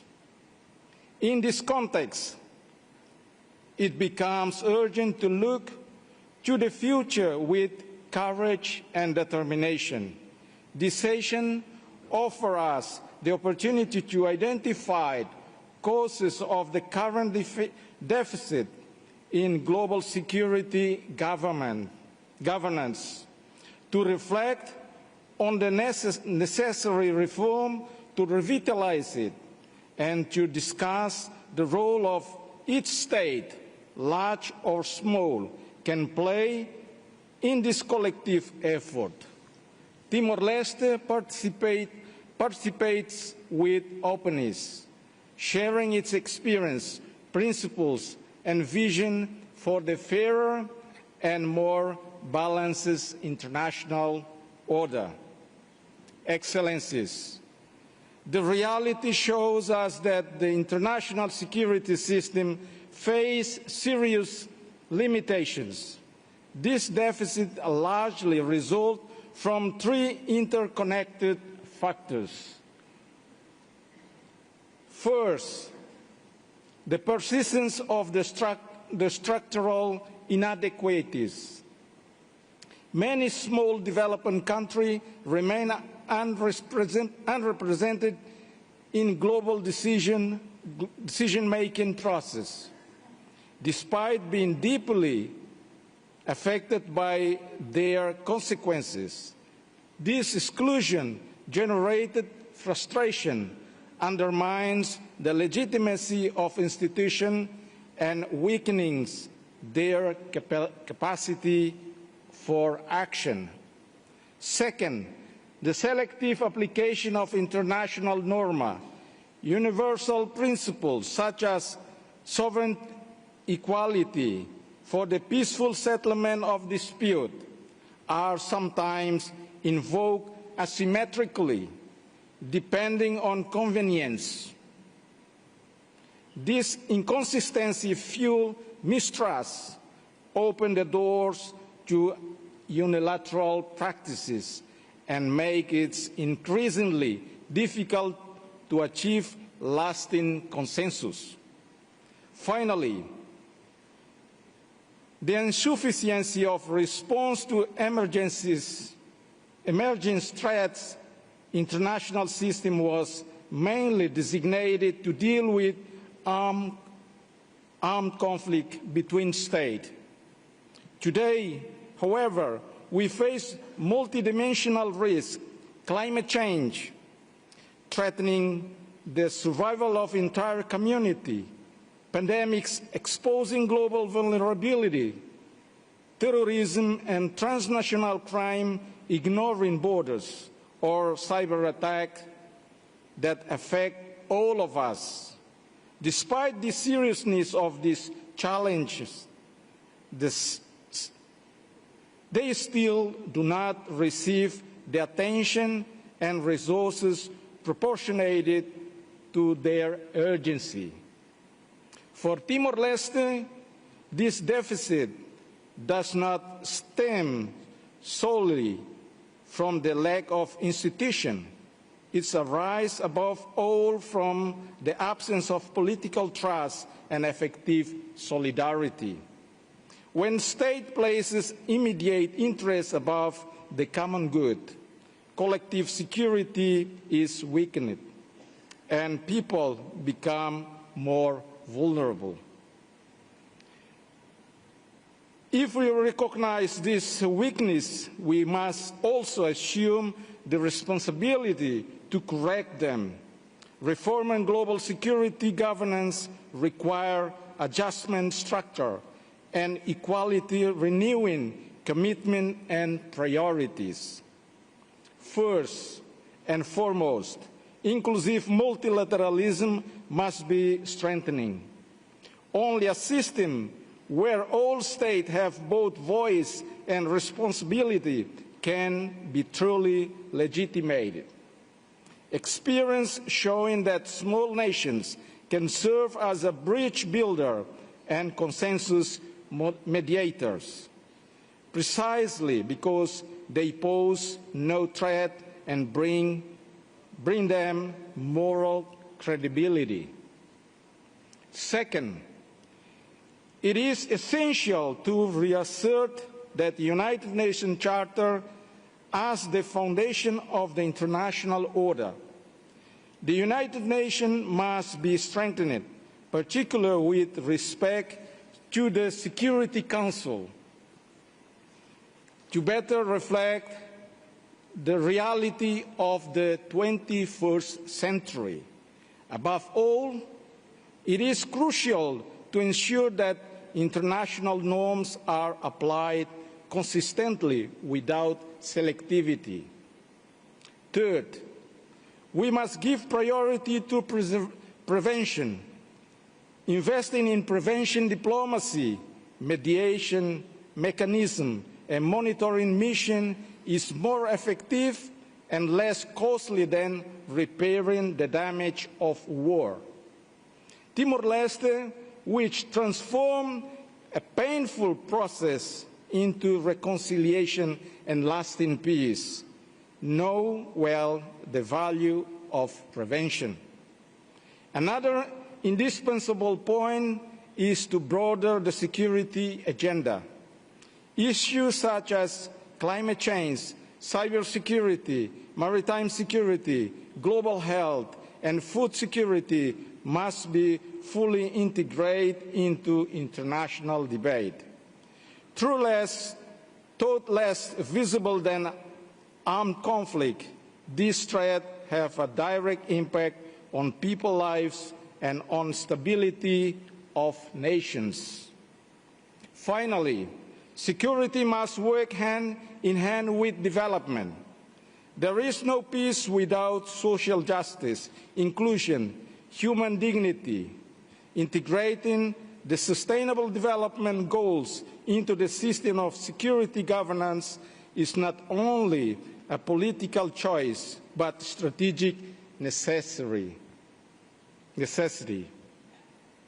Excellencies, these are not merely technical proposals. There are, above all, political choices that demand vision, courage, solidarity among nations. With this framework, Timor-Leste seeks to contribute. We are a young state, born from struggle for self-determination, and we know from our own experience that the true peace is built in reconciliation, inclusion, respect for human dignity. Our commitment to global security governance is expressed in several ways. First, through active participation in multilateral organizations, integration into ASEAN, to Portuguese-speaking countries, and to G7+, the fragile state, has enabled Timor-Leste to affirm itself as a bridge between different regions and cultures. As a small nation, we do not seek to impose solutions, but to facilitate understanding. We believe this is the most valuable role that countries like ours can play, helping to build consensus and promoting stability. Second, through our readiness for international cooperation and support the peace operation, our armed forces, still in consolidating, have already demonstrated their vocation beyond national defense. They have participated in United Nations missions and bilateral initiatives, contributing to regional stability. We are aware of our limitation, but we know that even a modest contribution can be decisive when it's offered in a spirit of solidarity. Finally, by prioritizing critical areas of global security as an island state highly vulnerable to climate change and dependent on the sea, Timor-Leste pay particular attention to the maritime security, climate resilience, and food security. By placing this issue on the international agenda, we emphasize that security governance must protect not only borders, but above all, human lives and the planet's future. Excellencies, our contribution may be limited in material means, but it is significant in value, experience, and political will. We firmly believe that even smaller countries can play a relevant role in building fair and more equitable international order. Excellencies, ladies and gentlemen, allow me to conclude with a simple message. Timor-Leste believes in peace because we want it through sacrifice. We believe in reconciliation because we experience it with our own society. And we believe in cooperation because we know that alone we could not have come so far. With this conviction, we affirm our commitment to an international order based on justice, inclusion, and peace. We advocated for a global security governance system in which every state, large or small, has both voice and responsibility, and which international rules are applied universally and fairly. We also recognize that today's challenge exceeds the capacity of any country. No state can on its own response to the threat of the climate change, cybersecurity, terrorism, humanitarian crisis. We need collective solution, grounded in a mutual trust, effective solidarity, and a strong multilateral institution. Timor-Leste is committed to continue to invest in its defense force as an instrument not only of national protection, but also to support for peace, international cooperation, and human development. We are ready to work with all our regional and global partners, contributing to areas we consider essential, such as maritime security, disaster preparedness, climate resilience, and food security. Excellencies, we believe Xiangshan Forum will continue to be a privileged platform to turn ideas into consensus and consensus into action. If we put in practice the spirit of solidarity and justice that we uphold here, we can transform today's uncertainty into opportunities to build a future of peace and shared prosperity. Before concluding, I would like to give you a brief summary of my presentation. We believe today in a world we live in a world marked by uncertainty, an increasing geopolitical tension, a global disorder affected by geostrategic pressure that can be felt everywhere. Conflicts are proliferating, and political disagreement threatening to turn into open confrontation. In this warring global context, Timor-Leste remains committed to the path of the dialogue, diplomacy, and peaceful resolution of dispute. We reject violence as a means of resolving conflict and firmly believe that lasting peace can only be built through mutual understanding and respect for international law. We promptly reject our country to be turned to a stairs of foreign military maneuver fields. Our people expect in their entire life for social and economic development. The very history of our country forged through suffering, resistance, and reconciliation. It's proof that peace is possible, even in the most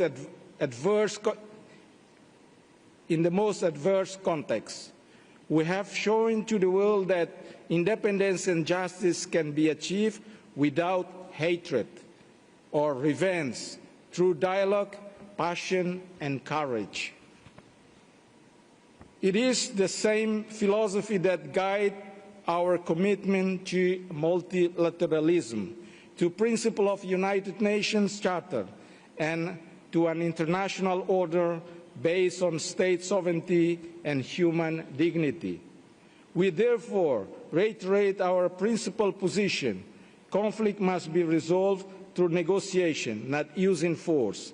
And we advocate that the example of peace building in Timor-Leste may inspire the rest of the world. In this spirit, our cooperation with People's Republic of China in security and development matters assume even greater meaning. It is not merely about technical or military capacity building. It is a platform of mutual trust and principle to be promoted in the context of global security initiatives that can contribute to peace and sustainable development in Asia-Pacific region and into Indo-Pacific region.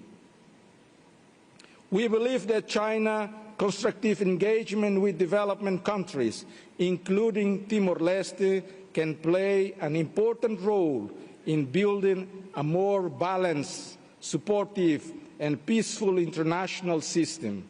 I conclude by reiterating our deep gratitude to China for the initiative and hospitality, and to all countries present here for the common determination to strengthening international cooperation.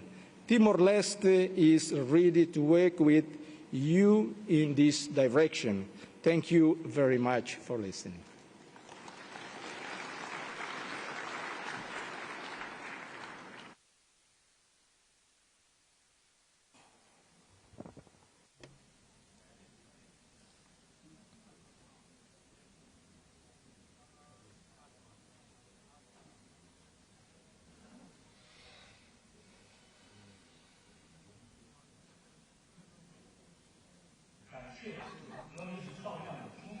Thank you, Major General Gomez, for your constructive proposals. I may now give the floor to Minister Lasso.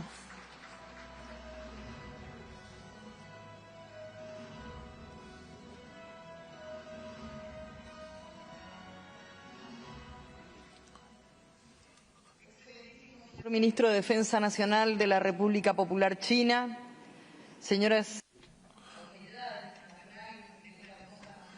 Your Excellencies, distinguished guests, ladies and gentlemen,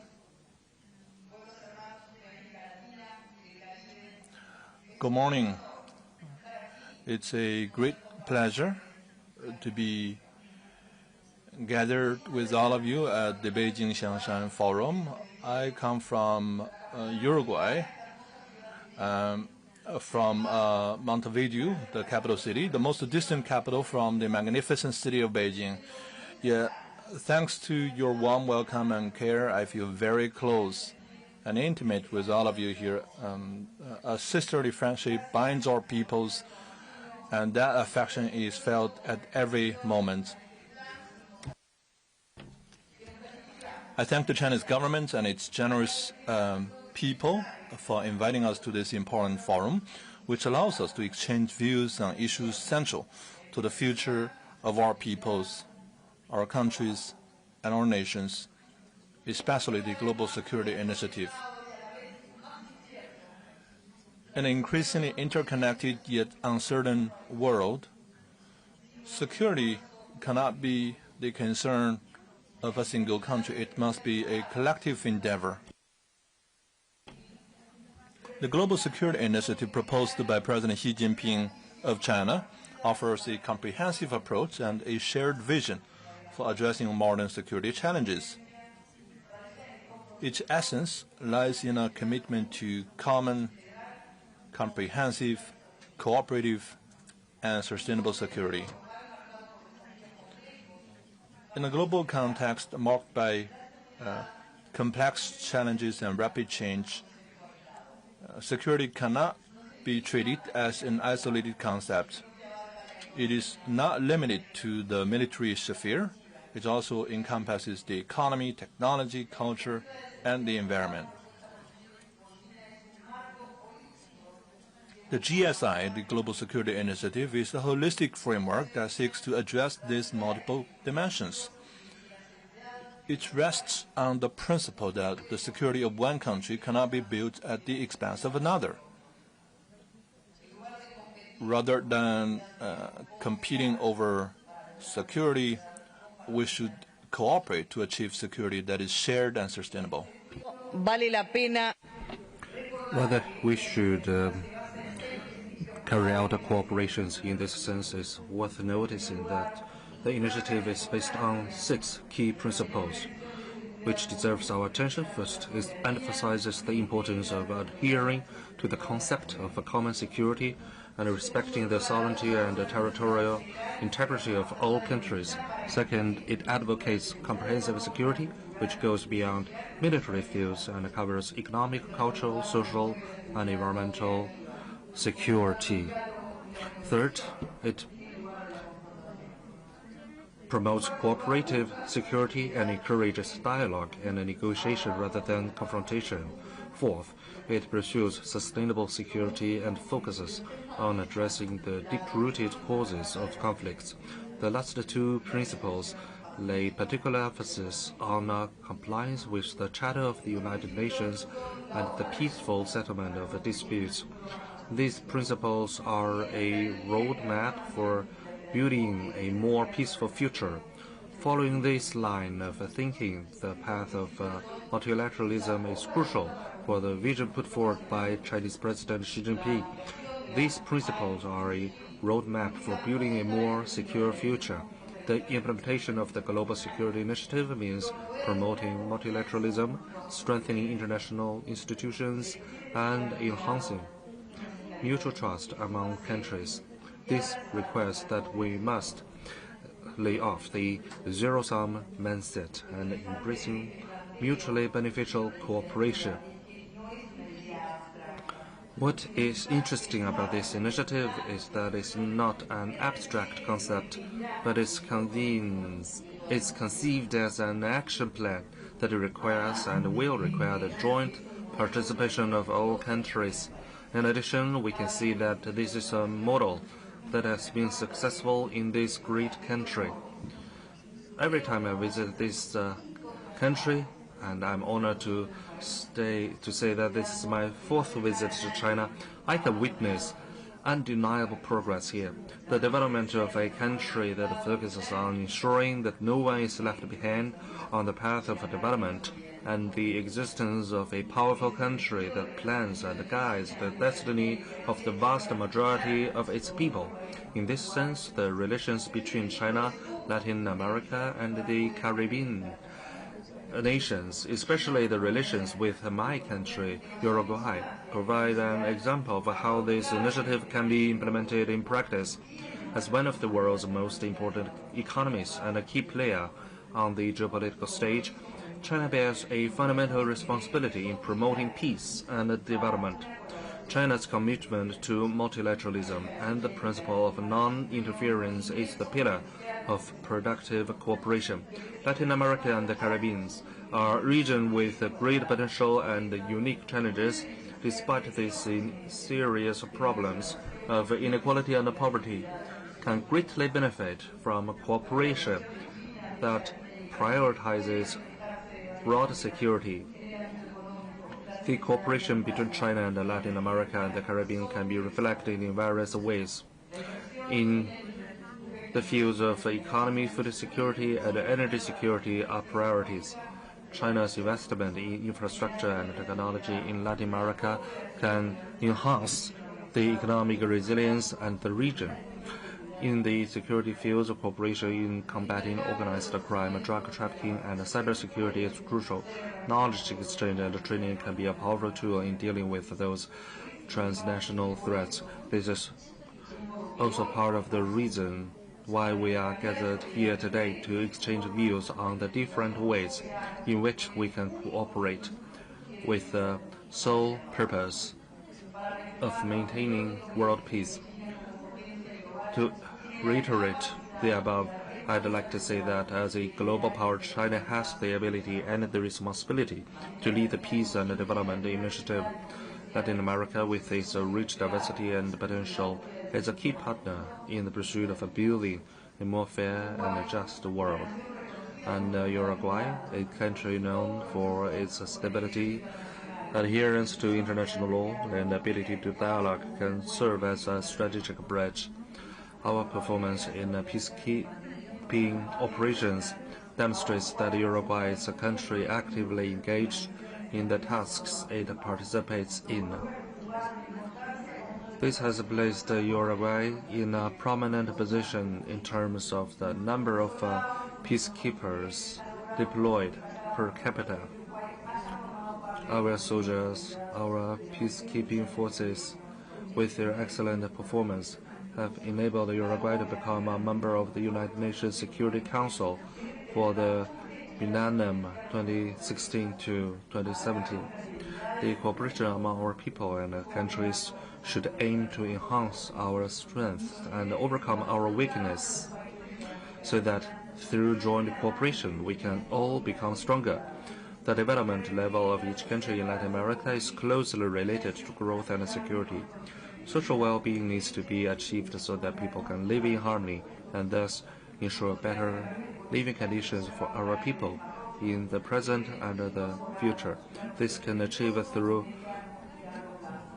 policies that implement development plans, incorporating the concepts of short-term, medium-term, and long-term planning. Strategic planning of national policies that transcends the tenure of each government administration is, to a certain degree, one of the greatest challenges facing our countries. China has always been an ally in thinking about development plans and projects that can provide resources for various countries. This is also, to a certain degree, an opportunity to talk about the Global Security Initiative. For example, China's Belt and Road Initiative, in which many Latin American countries have participated, shows how investment in infrastructure and connectivity can contribute to global security by promoting economic development and stability. Looking to the future, the potential of cooperation is enormous. China, Latin America, and Uruguay has a unique opportunity to lead by example and demonstrates that cooperation, mutual respect, and dialogue are the most powerful tools for building a more secure and prosperous world for all. This is precisely the vision of the community with a shared future for mankind mentioned by President Xi Jinping. I'm once again honored to be able to express my view to you here. Thank you very much.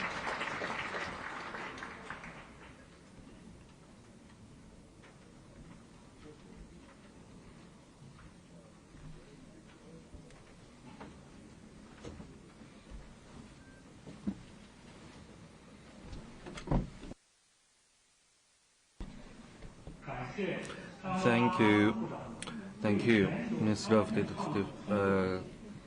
National Defense Uruguay, Sandra Grunrez. Next, let's welcome Ms. Anna Siviasova, State Secretary and Deputy Minister of Defense, Russia. Let's welcome.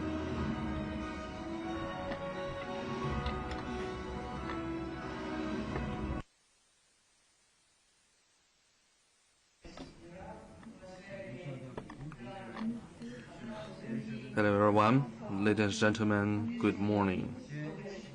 First of all, I'd like to thank China and the Ministry of the National Defense of China and Mr. Dong Jun himself. And also, I'd like to thank China's Academy of Military Sciences and Strategies Association Institute for your excellent organization of this forum. I'm very delighted to be able to have this chance to deliver a remark on this excellent event. Xiangshan Forum is one of a kind. Here we gather representative delegates from all countries. Sometimes their stances may be opposing to each other on major strategic and global issues, but this forum offers us a chance for candid and transparency, and that's create roads for mutual understanding and conciliation. And Xiangshan Forum open up a pathway for China to become an authority in stabilizing the world for global and regional security and safety. Russia delegation really pays attention and are very interested in what all those points, constructive opinions raised during this days, during this event. My dear friends, to celebrate the 80th anniversary of China's anti-fascist war and those great events, it's in the high time when China plays increasingly leading role in safeguarding global security. Equally importantly, China cherish the memory of the Second World War, while some other countries try to distort the reality of the victory of World War II. However, manipulating the history of real victory countries without mentioning their contributions and merits, such efforts will fail. President of Russia, Mr. Putin, and President Xi Jinping of China together joined the Great Military Parade in Beijing.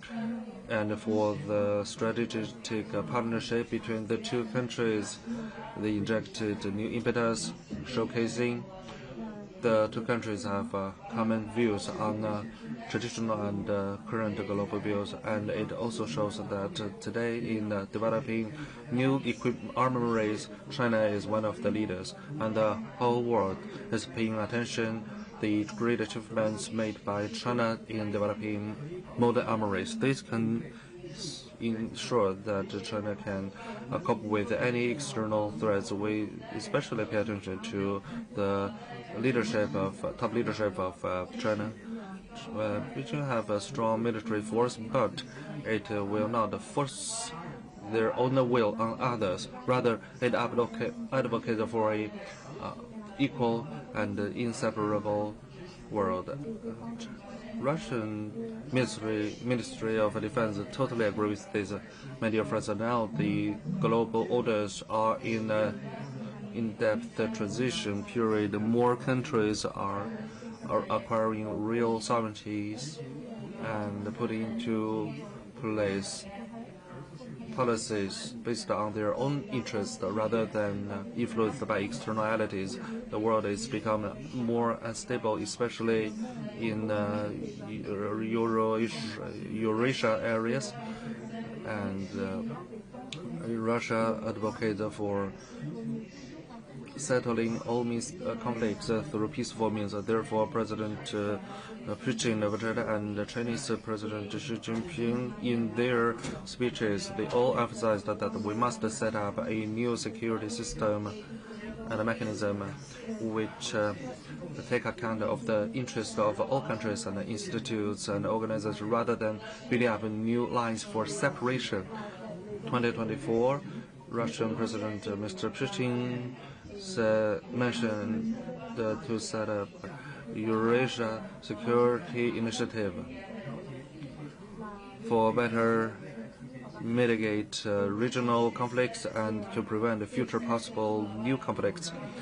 Chinese President Xi Jinping this September proposed a global initiative for global security for the same purposes. For the ministries of defense of the two countries, the two leaders, they have the shared stance. That is a clear directive that we must continue our cooperation on strategies and military technology. And also, we must point out that our cooperation is not to target any other country, but rather we apply with global rules and orders. My dear colleagues, military cooperations, one important part of it is humanitarian fields, and I'd like to talk about it. We must take care of each soldier and their family. This is the priority of Ministry of Defense of Russia. Therefore, in our ministry, our priority of work is to promptly, with high quality, to complete and perfect medical and health network and make sure soldiers and their families social benefits and rights through implementing how to evacuate injured soldiers, including motorcycles and ground robots and protected medical vehicles and trains and Air Force. We can do that. So we can ensure that within one night, those injured can be transferred to hospital, and we can also reduce the mortality rate at the military bases, and through modern medical facilities and trainings of medical practitioners, we can significantly reduce the emergency treatment time or duration to within a couple of minutes. And we aim at high-quality medical recovery, and this is a comprehensive multi-stage process. It includes physical and mental rehabilitation and social support. The purpose is to recover their health and get used to the new life after major injuries. And right now, the Russian military has established a rehabilitation system which can enhance the effectiveness of such treatment so that more injured soldiers, they can come back to the military, and we have scaled up such practice so that the rehabilitation cycle has been shortened. We have adopted a fresh new system so as to provide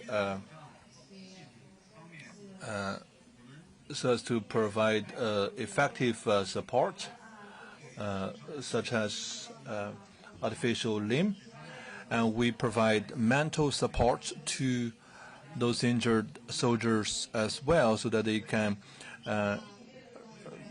get back to the society as soon as possible. So these are very substantial and pragmatic approaches. We are willing to share with our partners these good practices because those practices can save life and can ensure high-quality recovery and rehabilitation. In order to improve social support and to improve our holistic care for soldiers, and we have established a center which is called the Military Support Center, and through one service window we can handle complaints, and we can also provide distance services. And last but not least, I would like to say that today's world entails that we pay closer attention to international military cooperation, and we need to seek compromised solutions for key and crucial issues. So this element of cooperation applies to humanitarian domains, because this is a front where we can have great cooperation going forward. And also at bilateral and multilateral levels, we can engage in more cooperation so as to improve the livelihood of military personnel. Again, it's a great pleasure to be here at the 12th Beijing Xiangshan Forum. I think this forum is a great platform for us to engage in exchanges on military experiences and on support to our military personnel for any military forces of the country, of any country. This is a practical issue, and I want to thank you very much for your time. Thank you very much.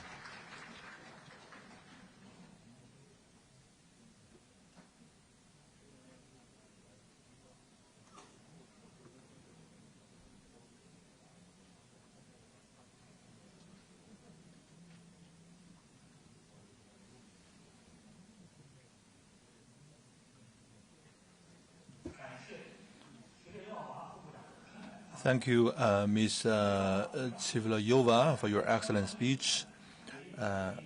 Tsivloyova highly recognizes the importance of Beijing Xiangshan Forum. In her words, this forum offered a platform for direct conversations, and it's also a platform to enhance mutual understanding. What she said aligns with the principles of Xiangshan Forum, which is inclusivity, equality, and mutual understanding. I may now give the floor to Secretary General Carl Kim Horn from ASEAN.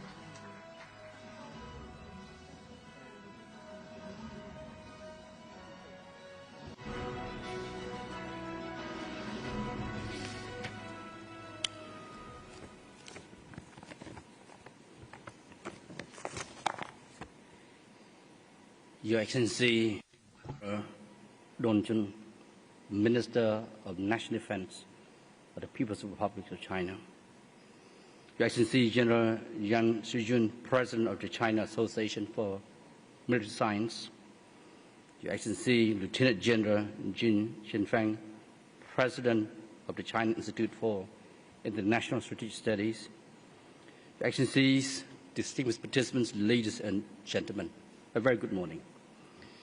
Let me begin by thanking the China Association for Military Science and the China Institute for International Strategic Studies for inviting me once again to the Beijing Xiangshan Forum. I value the opportunity to address you on a subject of pressing relevance at a time when the world faces growing volatility and unprecedented geopolitical tensions. In recent years, the global multilateral system, once the bedrock of international stability, peace and cooperation, has come under severe strain. Intensifying geopolitical tensions, deepening economic fragmentation, and the return of economic nationalism and protectionism have weakened the foundations of collective action and diminished our shared ability to confront global challenges. The consequences of this are already visible.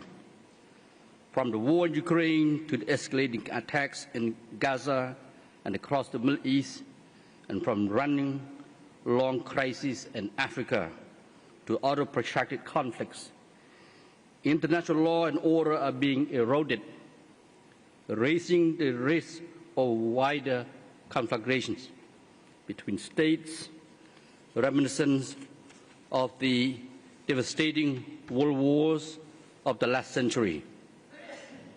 Along these conflicts, non-traditional threats such as transnational crime, climate change, and natural disasters, pandemics, cyber attacks, food and energy insecurity are multiplying, reminding us that insecurity today extends far beyond traditional battlefields.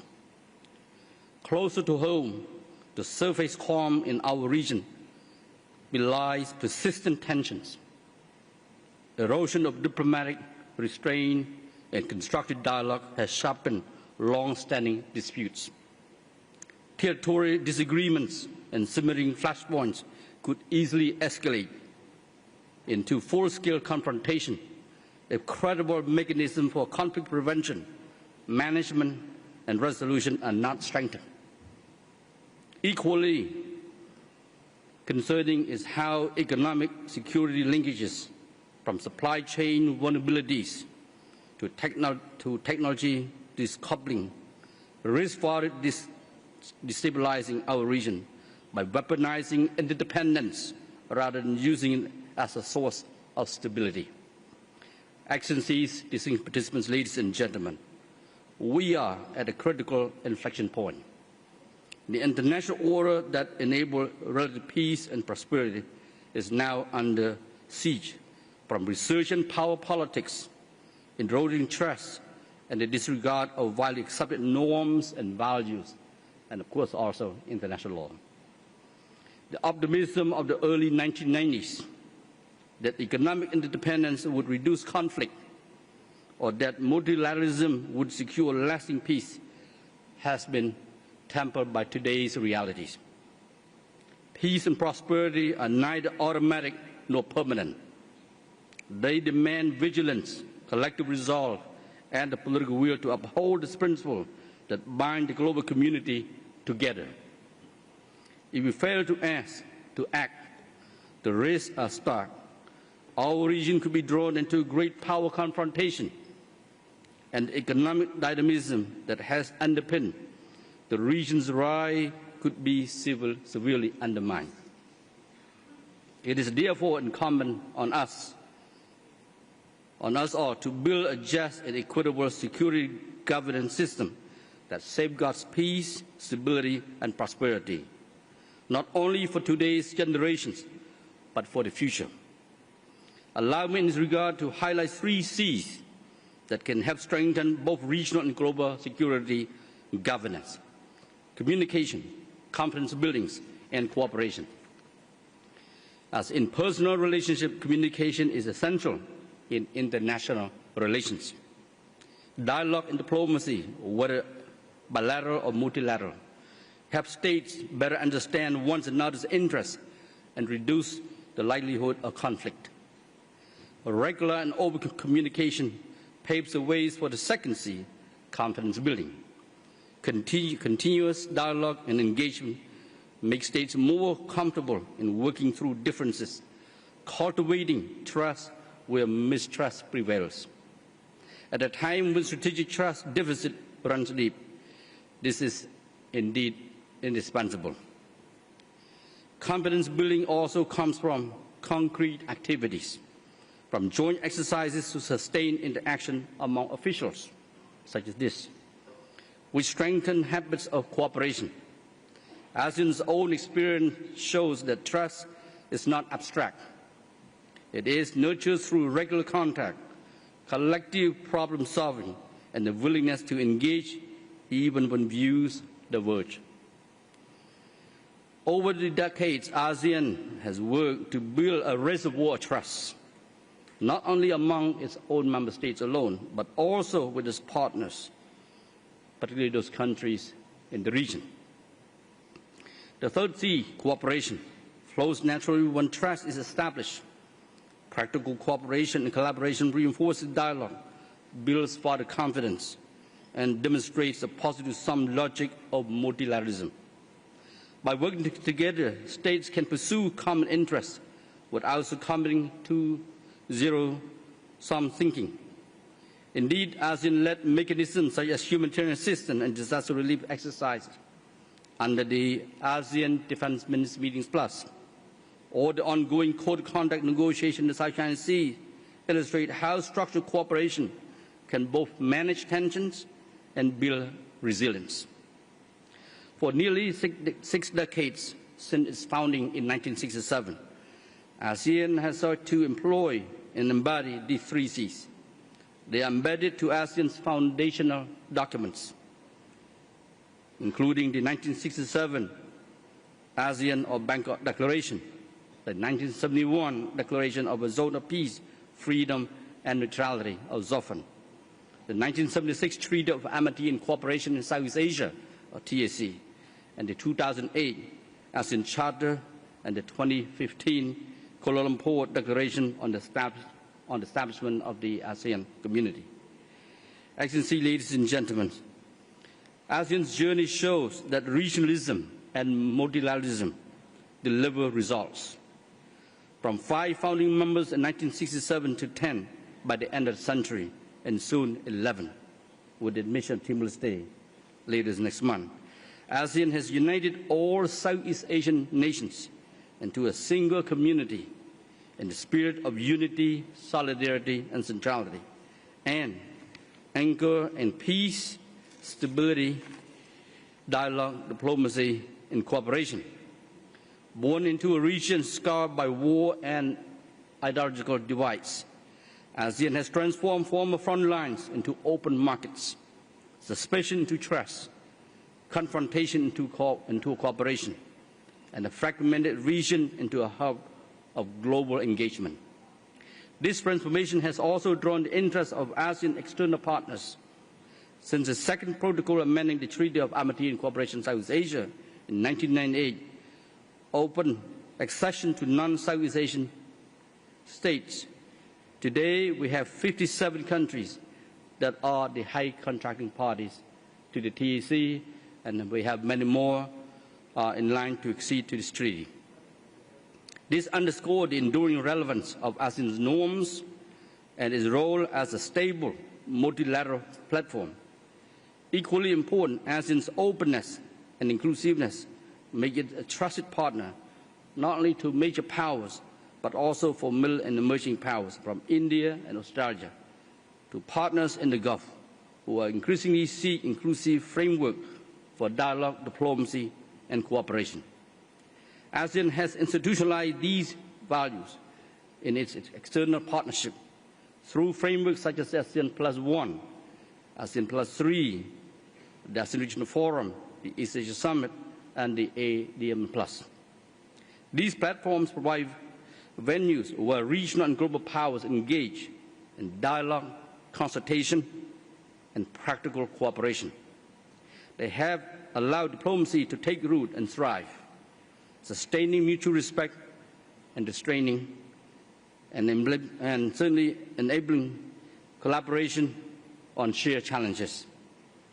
Excellency, distinguished participants, ladies and gentlemen, early this month, I attended the Shanghai Cooperation Organization Plus meeting, where President Xi Jinping introduced the Global Governance Initiative, GGI, its principles, sovereign equality, respect for international law, multilateralism, people-centered development, and concrete action, align closely with ASEAN's own long-standing commitments.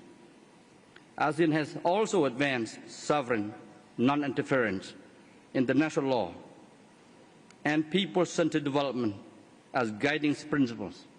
These values and norms are the DNA of ASEAN. These have enabled ASEAN, despite its diversity, to grow into a community of trust and cooperation. Looking ahead, ASEAN will continue working with partners to build trust and inclusive global security governance systems. ASEAN has fostered an environment of peace, stability, and shared prosperity by promoting dialogue and cooperation over rivalry, strengthening mutual trust and confidence, and upholding respect for international law. Through the ASEAN Outlook on the Indo-Pacific AOIP, we promote inclusive cooperation and maritime security, connectivity, UN Sustainable Development Goals, and economic and other areas of cooperation. ASEAN-led mechanisms such as the ESA Summit, the ASEAN Regional Forum, and ADM Plus remain essential platforms for building transparency, inclusivity, and trust. With ASEAN as the bridge and trust builder and honest peace broker, ASEAN has also set its sight on the long term with the adoption of the ASEAN 2045 of the future in May of this year. The ASEAN leaders have, for the very first time, laid out a 20-year outlook to anticipate megatrends such as technological disruption, demographic shifts, climate change, digital transformation, and geopolitical competition. The goal is not only to respond, but to harness these forces to shape a resilient, inclusive, and future-ready region. Excellency, distinguished ladies and gentlemen, at a time when the multilateral system is under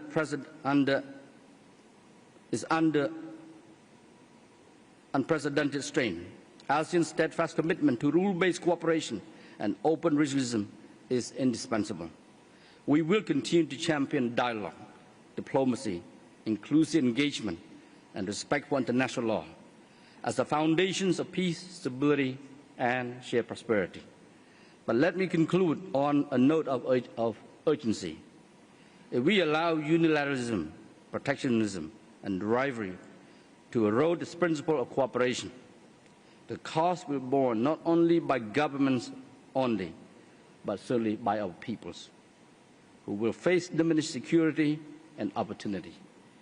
Conversely, if we redouble our commitment to communication, confidence building, and cooperation, we can ensure that our region and the wider world continues to progress and thrive, even in these turbulent times. Excellency, ladies and gentlemen, as I conclude, ASEAN, as we work together with key partners, include the People's Republic of China and others, we can provide a strong counterbalance to the rise of unilateralism, fragmentation, and protectionism, while advancing a just and equitable security governance system built on shared prosperity. Finally, I wish this Beijing Xiangshan Forum a resounding success for 2025. Thank you.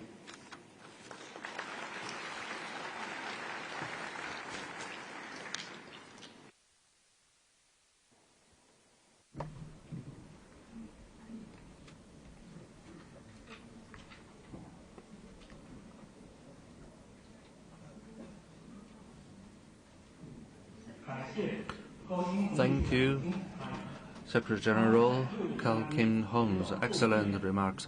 Just now, the 6 representatives have made excellent remarks on strengthening global governance system. It's very insightful and inspiring. Next, we will enter into question and answer sessions. Please raise your hand to notice the staff, and please state your identity at first and clarify to which guests you are dropping this question. And please keep it brief. Now, the floor is open. Thank you, host. I'm Lili, as a scholar who participate, and my question to General Pan Wen. You mentioned multilateralism is not an option; it's necessary road.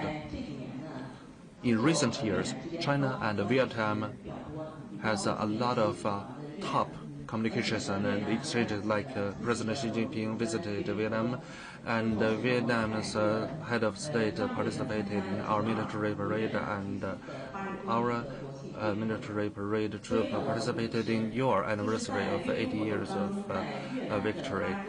So during these 80 years, you also showcased military armories, equipment, and armed forces and navy's forces. So please introduce Vietnam's military modernization, including armory equipment. You have achieved a lot. Please introduce it. And also, you mentioned about the sharing mechanism for early warning of intelligence for defense. Please introduce. Second question. Next.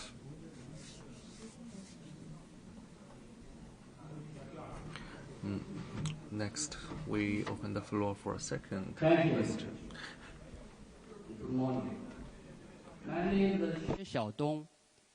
I'm a retired PLA colonel and a senior advisor at HD, the Center for Humanitarian Dialogue. HD is an international NGO based in Geneva.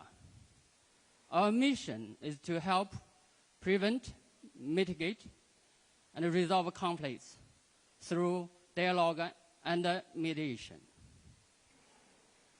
So my question goes to His Excellency Assistant Minister Hong Lei.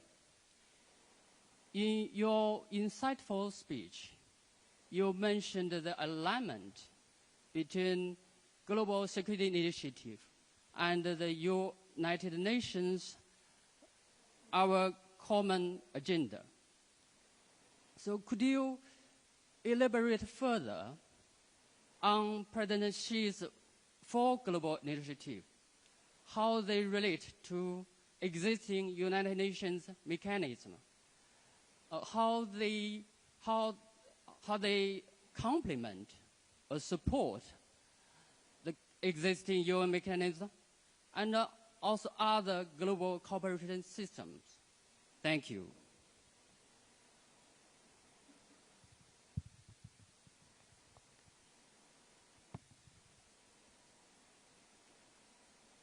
All right, next the third question, please.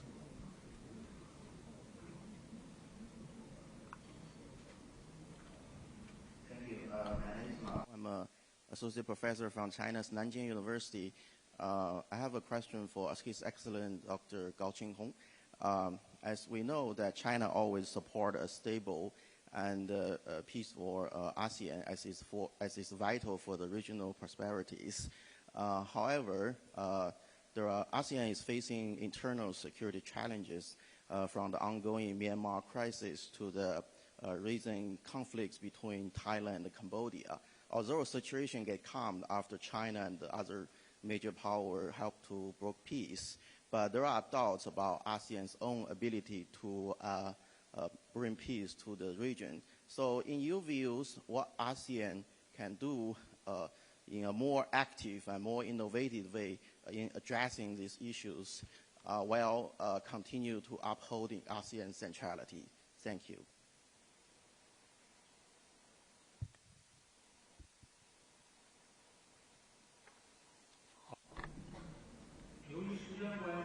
Due to time limits.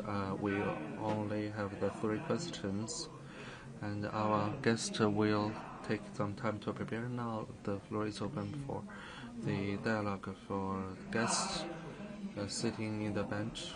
And the notice, please control your time. Each person 3 minutes. Please take notice of your timeline. First, let's welcome expert in the military political dimension and of the CICA Secretariat, Mr. Madina Ikjibayeva. Let's welcome. On behalf of the Secretary of the Conference and Interaction and the Confidence Building Measures in Asia, I have the honor to convey his warm greetings and appreciation to the organizers of the 12th Xiangshan Forum for the excellent arrangements and for the kind invitation extended to the CICA Secretariat.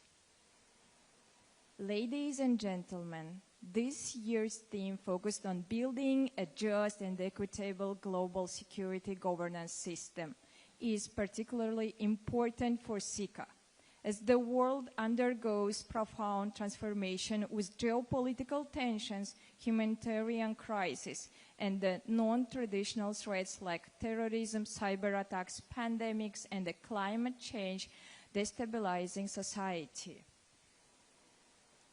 CICA brings together 28 member states representing over 90% of Asia's territory and the population.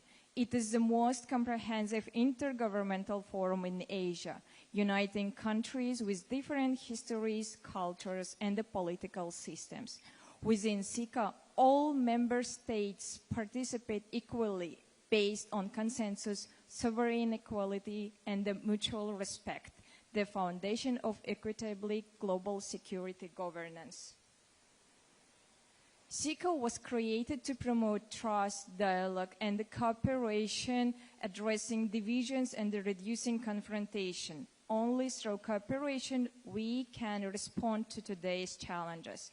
The military political dimension of CICA holds a historic place in our agenda. From the beginning, CICA recognizes that without confidence on defense and security, stability in Asia would be elusive.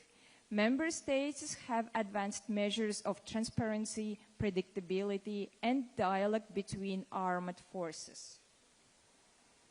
A flagship example is a CICA seminar on military political confidence building, co-organized with Kazakhstan.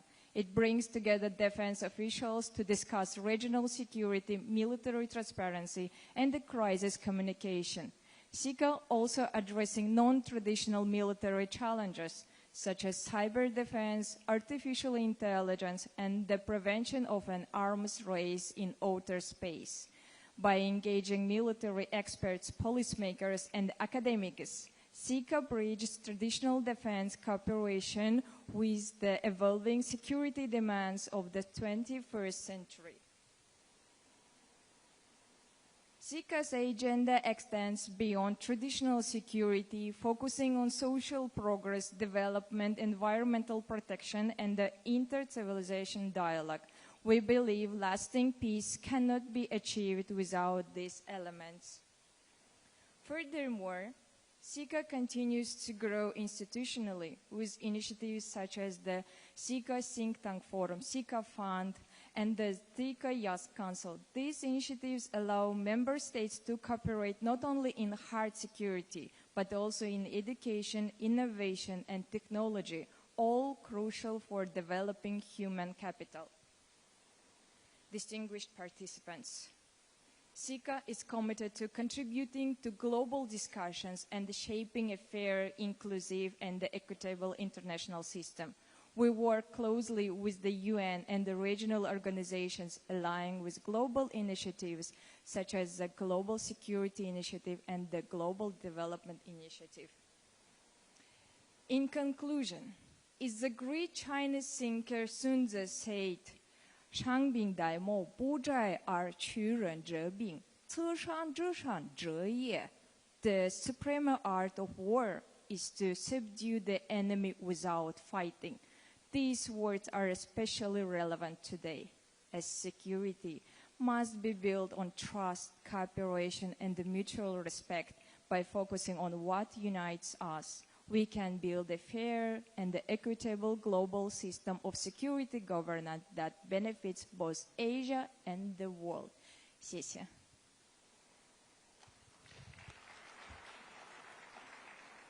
感谢伊基巴耶娃女士。Thank you very much. May I now give the floor to Zheng Yongnian, Dean of the School of Public Policy at Chinese University of Hong Kong. Well, thank you very much to the panelists. I learned a lot from your speeches. I want to call your attention to one thing, the relationship between AI and defense security. And in your speech, Defense Minister of Vietnam touched upon AI. I believe defense security is crucial to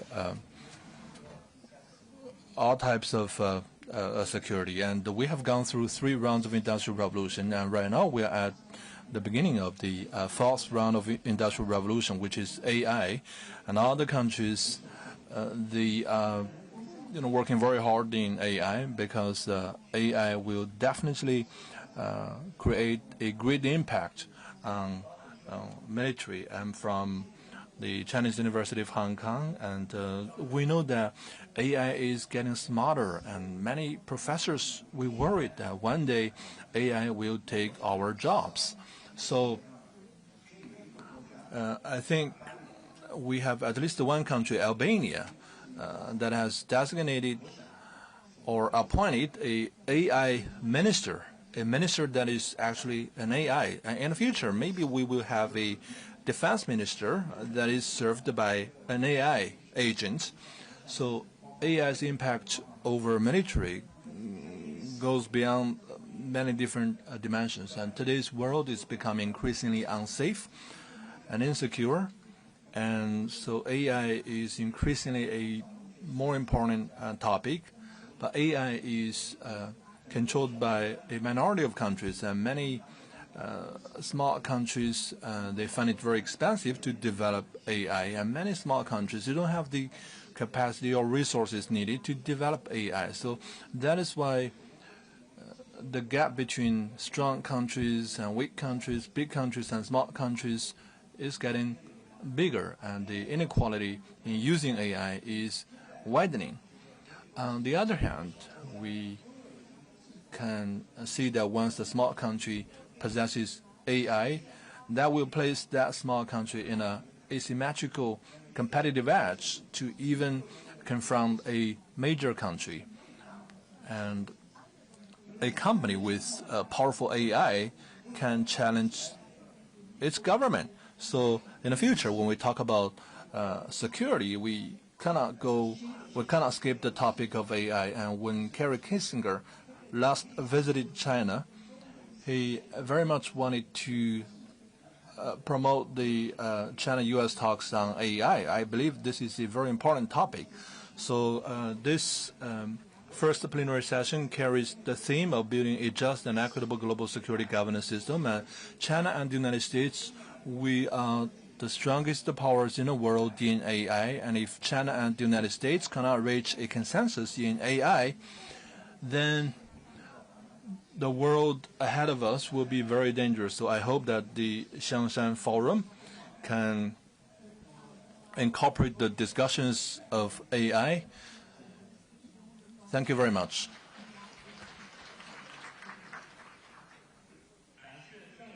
Thank you very much, Professor Zheng. May I now give the floor to Vice President of the Center for Naval Analysis. Organizers for the privilege of attending the Xiangshan Forum. I'm very grateful. My intervention will be very short and in the form of 2 questions that I have. So I have followed Chinese foreign policy and Chinese thinking on international relations for many years. And as I read the 5 key principles of the new Global Governance Initiative, I was hard-pressed to understand if there's anything here that's very new compared to what China has said in the past. So my first question is, if there is something very new in this, I would be grateful to have you help me understand what it is. And second question is, why was this introduced at the Shanghai Cooperation Organization Summit and not at a more inclusive venue such as the United Nations General Assembly? Thank you.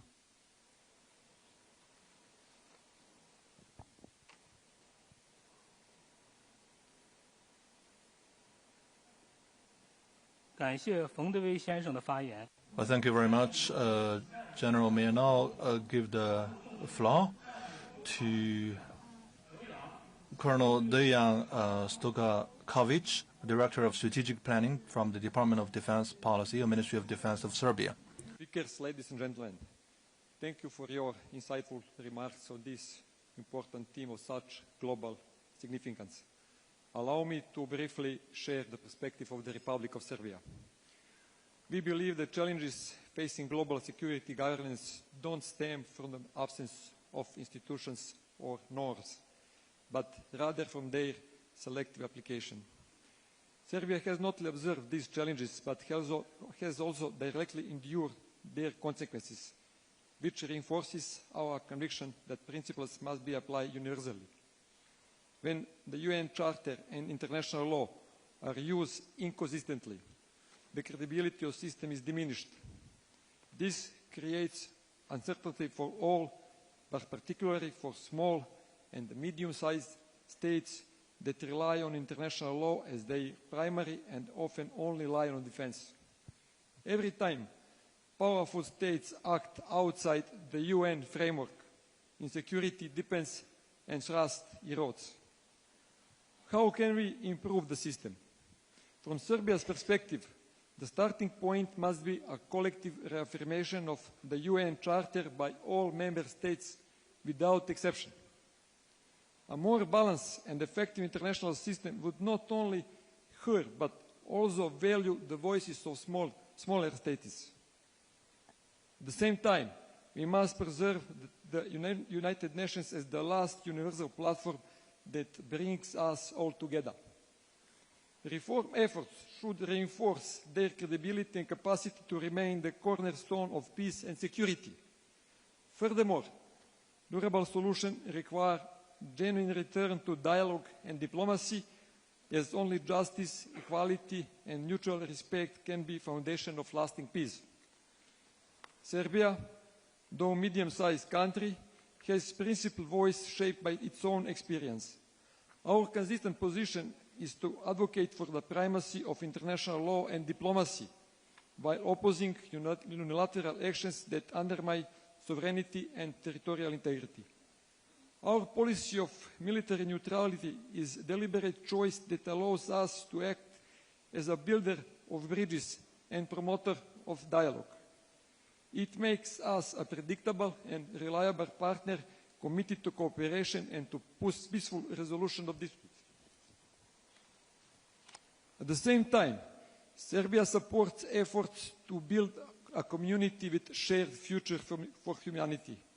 We are ready to work with partners through global initiatives that advance peace, development, and dialogue.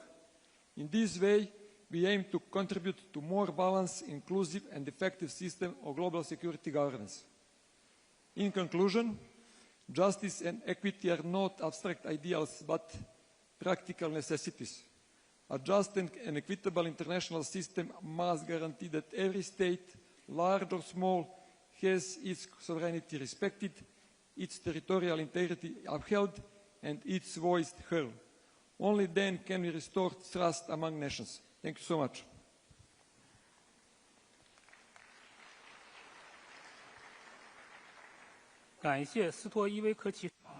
Thank you very much, Colonel.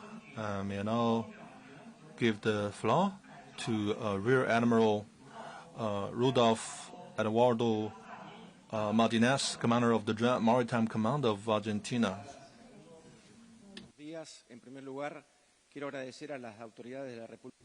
Distinguished guests, dear colleagues, first I would like to express my sincere thanks to the government of the People's Republic of China.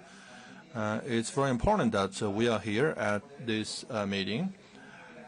As part of the international community, Argentina faces risks that come from both inside and outside its borders, such as terrorism, drug trafficking, cybercrime, human trafficking, and the spread of weapons of mass destruction. Maintaining a stable foreign policy over time is a very important tool to reduce these risks and to guarantee the safety of all the people of Argentina. So this is why Argentina works at the bilateral, regional, and multilateral levels to improve the security of its citizens. Our goal is to increase cooperation in all areas against these threats.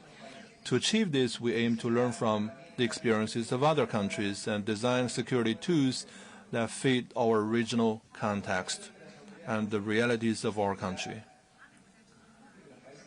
Cooperation between political and security authorities in Latin American countries is the key to create the right framework to dismantle criminal organizations with both local and international links.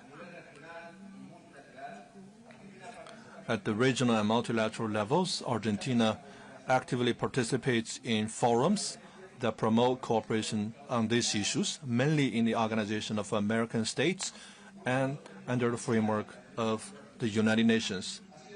One of the traditional goals of Argentina's foreign policy has been to move toward a safer world, reducing the risks of the spread of weapons of mass destruction such as nuclear, chemical, and biological ones. And this is also reflected in clear policies on nuclear disarmament and in strengthening global and regional tools to control conventional arms trafficking. In conclusion, the Republic of Argentina faces a major challenge in this decade, which is adapting to a new multipolar international environment which influences the decisions of international organizations. This should be seen as a step toward a new horizon in a fast-changing world marked by ongoing regional conflicts, and which will require greater efforts from states to address the different threats within the complex context of international security. Thank you very much, Colonel Martinez, and thank you very much to all 5 audience speakers for their invaluable insights. And now we invite the panelists on the stage to respond to questions posed earlier. The first question was directed to Vietnam. The question was, what are the key achievements of military reforms in Vietnam? And also, can you elaborate on this? Thank you very much.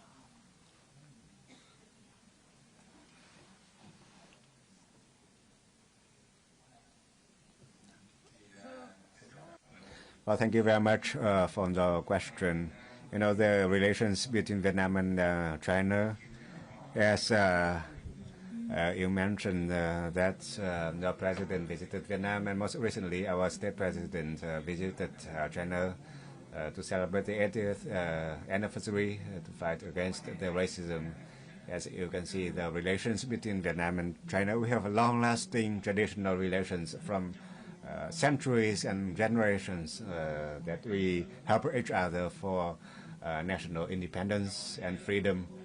And in the process of our national independence and freedom, we got support from many friendly and brotherhood countries, including from our brother and neighbor country of China. You supported us hugely, and nowadays our relations is even further developed in a very practical manner in all areas: economies, society, defense, and security.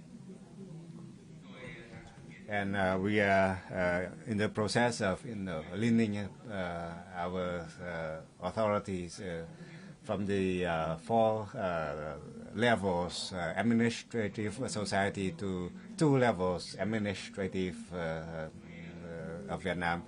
And our military is also in the process of building neat modernize and regular military to safeguard our military.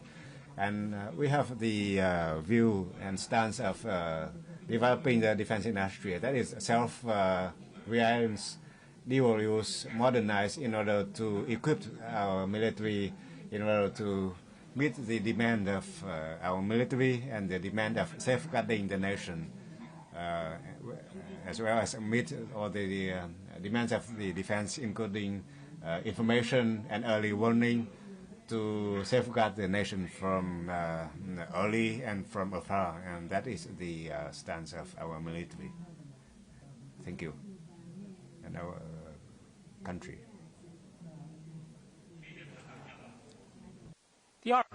Thank you very much. Second, it's to Hong Wei. First, how the four initiative relationship with the UN initiative is. Second, how they complement with each other, and how the four initiatives can complement the global initiative of cooperation. Let's welcome. I think that the four global initiatives and their substances are highly in line with the purposes and principles of the UN Charter.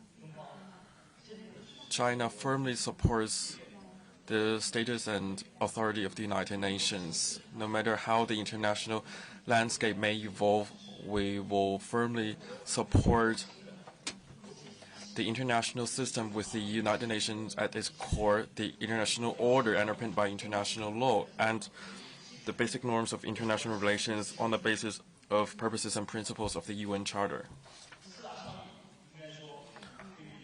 The four global initiatives also provide important support for the governance actions of the United Nations. The Global Security Initiative and the Pact for the Future both emphasized the settlement of international disputes through peaceful means. In 2022, China, along with nearly 30 like-minded countries, initiated the establishment of the International Organization for Mediation. This provides new peaceful means of settlement of disputes apart from the existing litigation and arbitration methods. It is fair to say they are highly compatible and they are highly interactive.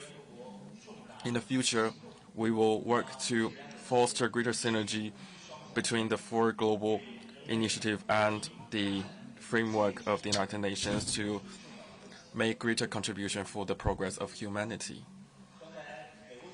Just now, our American scholar asked another two questions. I want to share some of my views on those questions. First is about which has greater inclusiveness, the SCO or the UN. I think the two organizations have the similar purposes in terms of supporting progress of humanity. And they are highly compatible with each other. If there is something in common, I would say the SCO spirit is a reflection in this region of the purposes and principles of the UN Charter. The SCO as an important regional organization and driving force for peace and security. As a regional community with a shared future, through its internal unity and cooperation, they work to reflect the purposes and principles of the UN Charter and make it the SCO's contribution for the peace, security, and progress of the region and the world at large. So I think both organizations have great inclusiveness, and in promoting world prosperity and prosperity, both of them have played an important role. We hope that they can foster greater interactions and play their role to the best to make contributions to the world.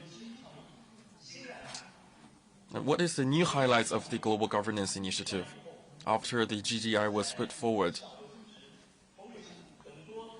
Many leaders at the SCO summit have expressed their welcome to the GGI.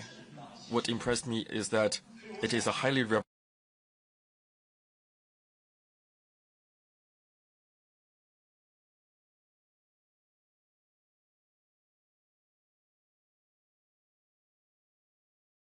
as mentioned by the previous speakers, in today's world, hegemonism, unilateralism, protectionisms are all on the rise, and such trends are concerning among the international community. So the GGI was just put forward in such a context for the benefit of the humanity. There are 5 major concepts of the GGI, which makes the GGI more comprehensive than ever. It provides the principles, direction, principles, and pathways for the global governance reform, and plays an important role for fostering consensus among the international community. So the GGI will play an important role for building a fair, more just and equitable governance system and a more peaceful world. Thank you. Thank you, Mr. Hong Lei. And the next question is to Xiangshan Forum. What are the initiative solutions of Athens to solve those current problems and safeguard its position and importance influence? Listen very carefully to the question that was posed to me with regard to the challenges that ASEAN facing internally. In the 58 years of ASEAN existence, we've been working to consolidate peace, stability, and security in the region, so that we give a lot of priority to building prosperity, particularly among our member states, and also with our partners, particularly our external partners. But that does not mean our region is free from problems and challenges. It means that how we are able to respond to our own challenges. In the case of Myanmar, what transpired since February 2021 until today, ASEAN had chosen a constructive engagement with Myanmar, to work closely with Myanmar, because Myanmar is our member state. Through the 5-point consensus, on the one hand, of course, we support the sovereignty, territorial integrity, and political independence of our member states. But yet, we seek to engage through the 5-point consensus, meaning that we want to see a reduction or elimination of violence on the ground through an inclusive political dialogue that we have been undertaking by the rotation chair of ASEAN since 2021. And this year, of course, under the leadership of Malaysia, we have seen a lot of interactions, including the visit by some of the ASEAN foreign ministers to Myanmar to engage directly, not only with the government in Myanmar, but of course also the elements outside Myanmar as well. So I think we have chosen the engagement through inclusive political dialogue. At the same time, we're trying to address the humanitarian dimension as a result of the situation inside the country. This is something that we have been consistently engaging through our AHA Center, the ASEAN Humanitarian Assistance Center, to provide assistance to the people who would need. So this is ongoing. Even now, we have the special envoy, the ASEAN chair of Myanmar, who interact very closely with all the different stakeholders. So we are not disengaging, but in fact, we have chosen to engage through the five-point consensus to make sure that the situation in Myanmar will be able to work together to return to normal at some point in the future. So this is something that I think through our engagement process. Now, of course, the border clash between the two kingdoms, Kingdom Thailand and Kingdom Cambodia, something that we did not expect at all. But of course, I have to say that our chair, the role of ASEAN chair, particularly Malaysia, this year, make a very decisive decision to intervene with diplomacy. And you see that only after 5 days of clash, border clash, diplomacy was intensified behind, I think, behind the front lines. But of course, we welcome the support as well from the U.S. and China to support this process. But what I can say right now is that it's still ongoing because what the chair has done is to ensure we have a ceasefire on the ground so that no more intensifying of what we call the military, the border clash between the two countries, so that there is a disengagement on both sides, and the dropping on the plan to set up what we call the interim observation team, and of course also the ASEAN observation team, so that we can deploy, the idea is to deploy the defense attaches on the ground to monitor the situation. But of course, we have to rely on the two member states, in this case, Cambodia and Thailand, to adopt the term of reference for the ASEAN observation team.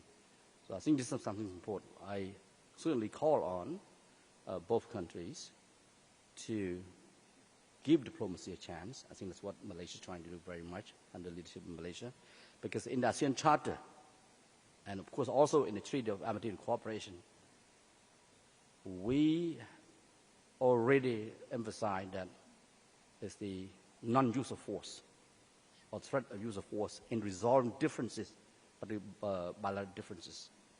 So I think at the same time there's a special role of the ASEAN chair in the emergency or crisis situation where the chair will be able to activate and engage immediately. So I believe that we have the wisdom of the ASEAN leadership to work on this border conflict and to give diplomacy, dialogue, a greater role. And I believe this is what we've been doing right now. And certainly there are things that are moving at two levels. One, there are bilateral negotiations between Cambodia and Thailand. Second, of course, at ASEAN level, meaning involving the ASEAN chair and other ASEAN member states that who are ready and willing and able to deploy the observation team, particularly from the defense attaché. So I hope this is something that will be ongoing. But at the same time, Malaysia has been able to host a series of meetings, including the defense official from both sides, the defense minister on both sides, in Malaysia. This is part of the ongoing confidence building. So we are not at all disengaged from this, but in fact we are continue to monitor. The chair has been quite decisive, and we believe that the ongoing mediation by the chair, ASEAN chair, is giving some fruitful outcomes. And I think as long we can have a permanent ceasefire on the ground, and both countries disengage from any provocative actions, I think there is some hope and there is some optimism in the way forward. So thank you very much for that.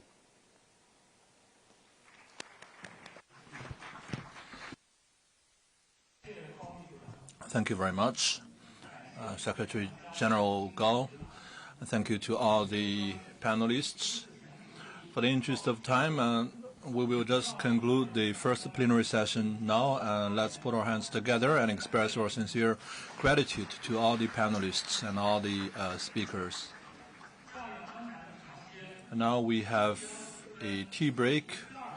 We're going to start the second plenary session at 10 to 12.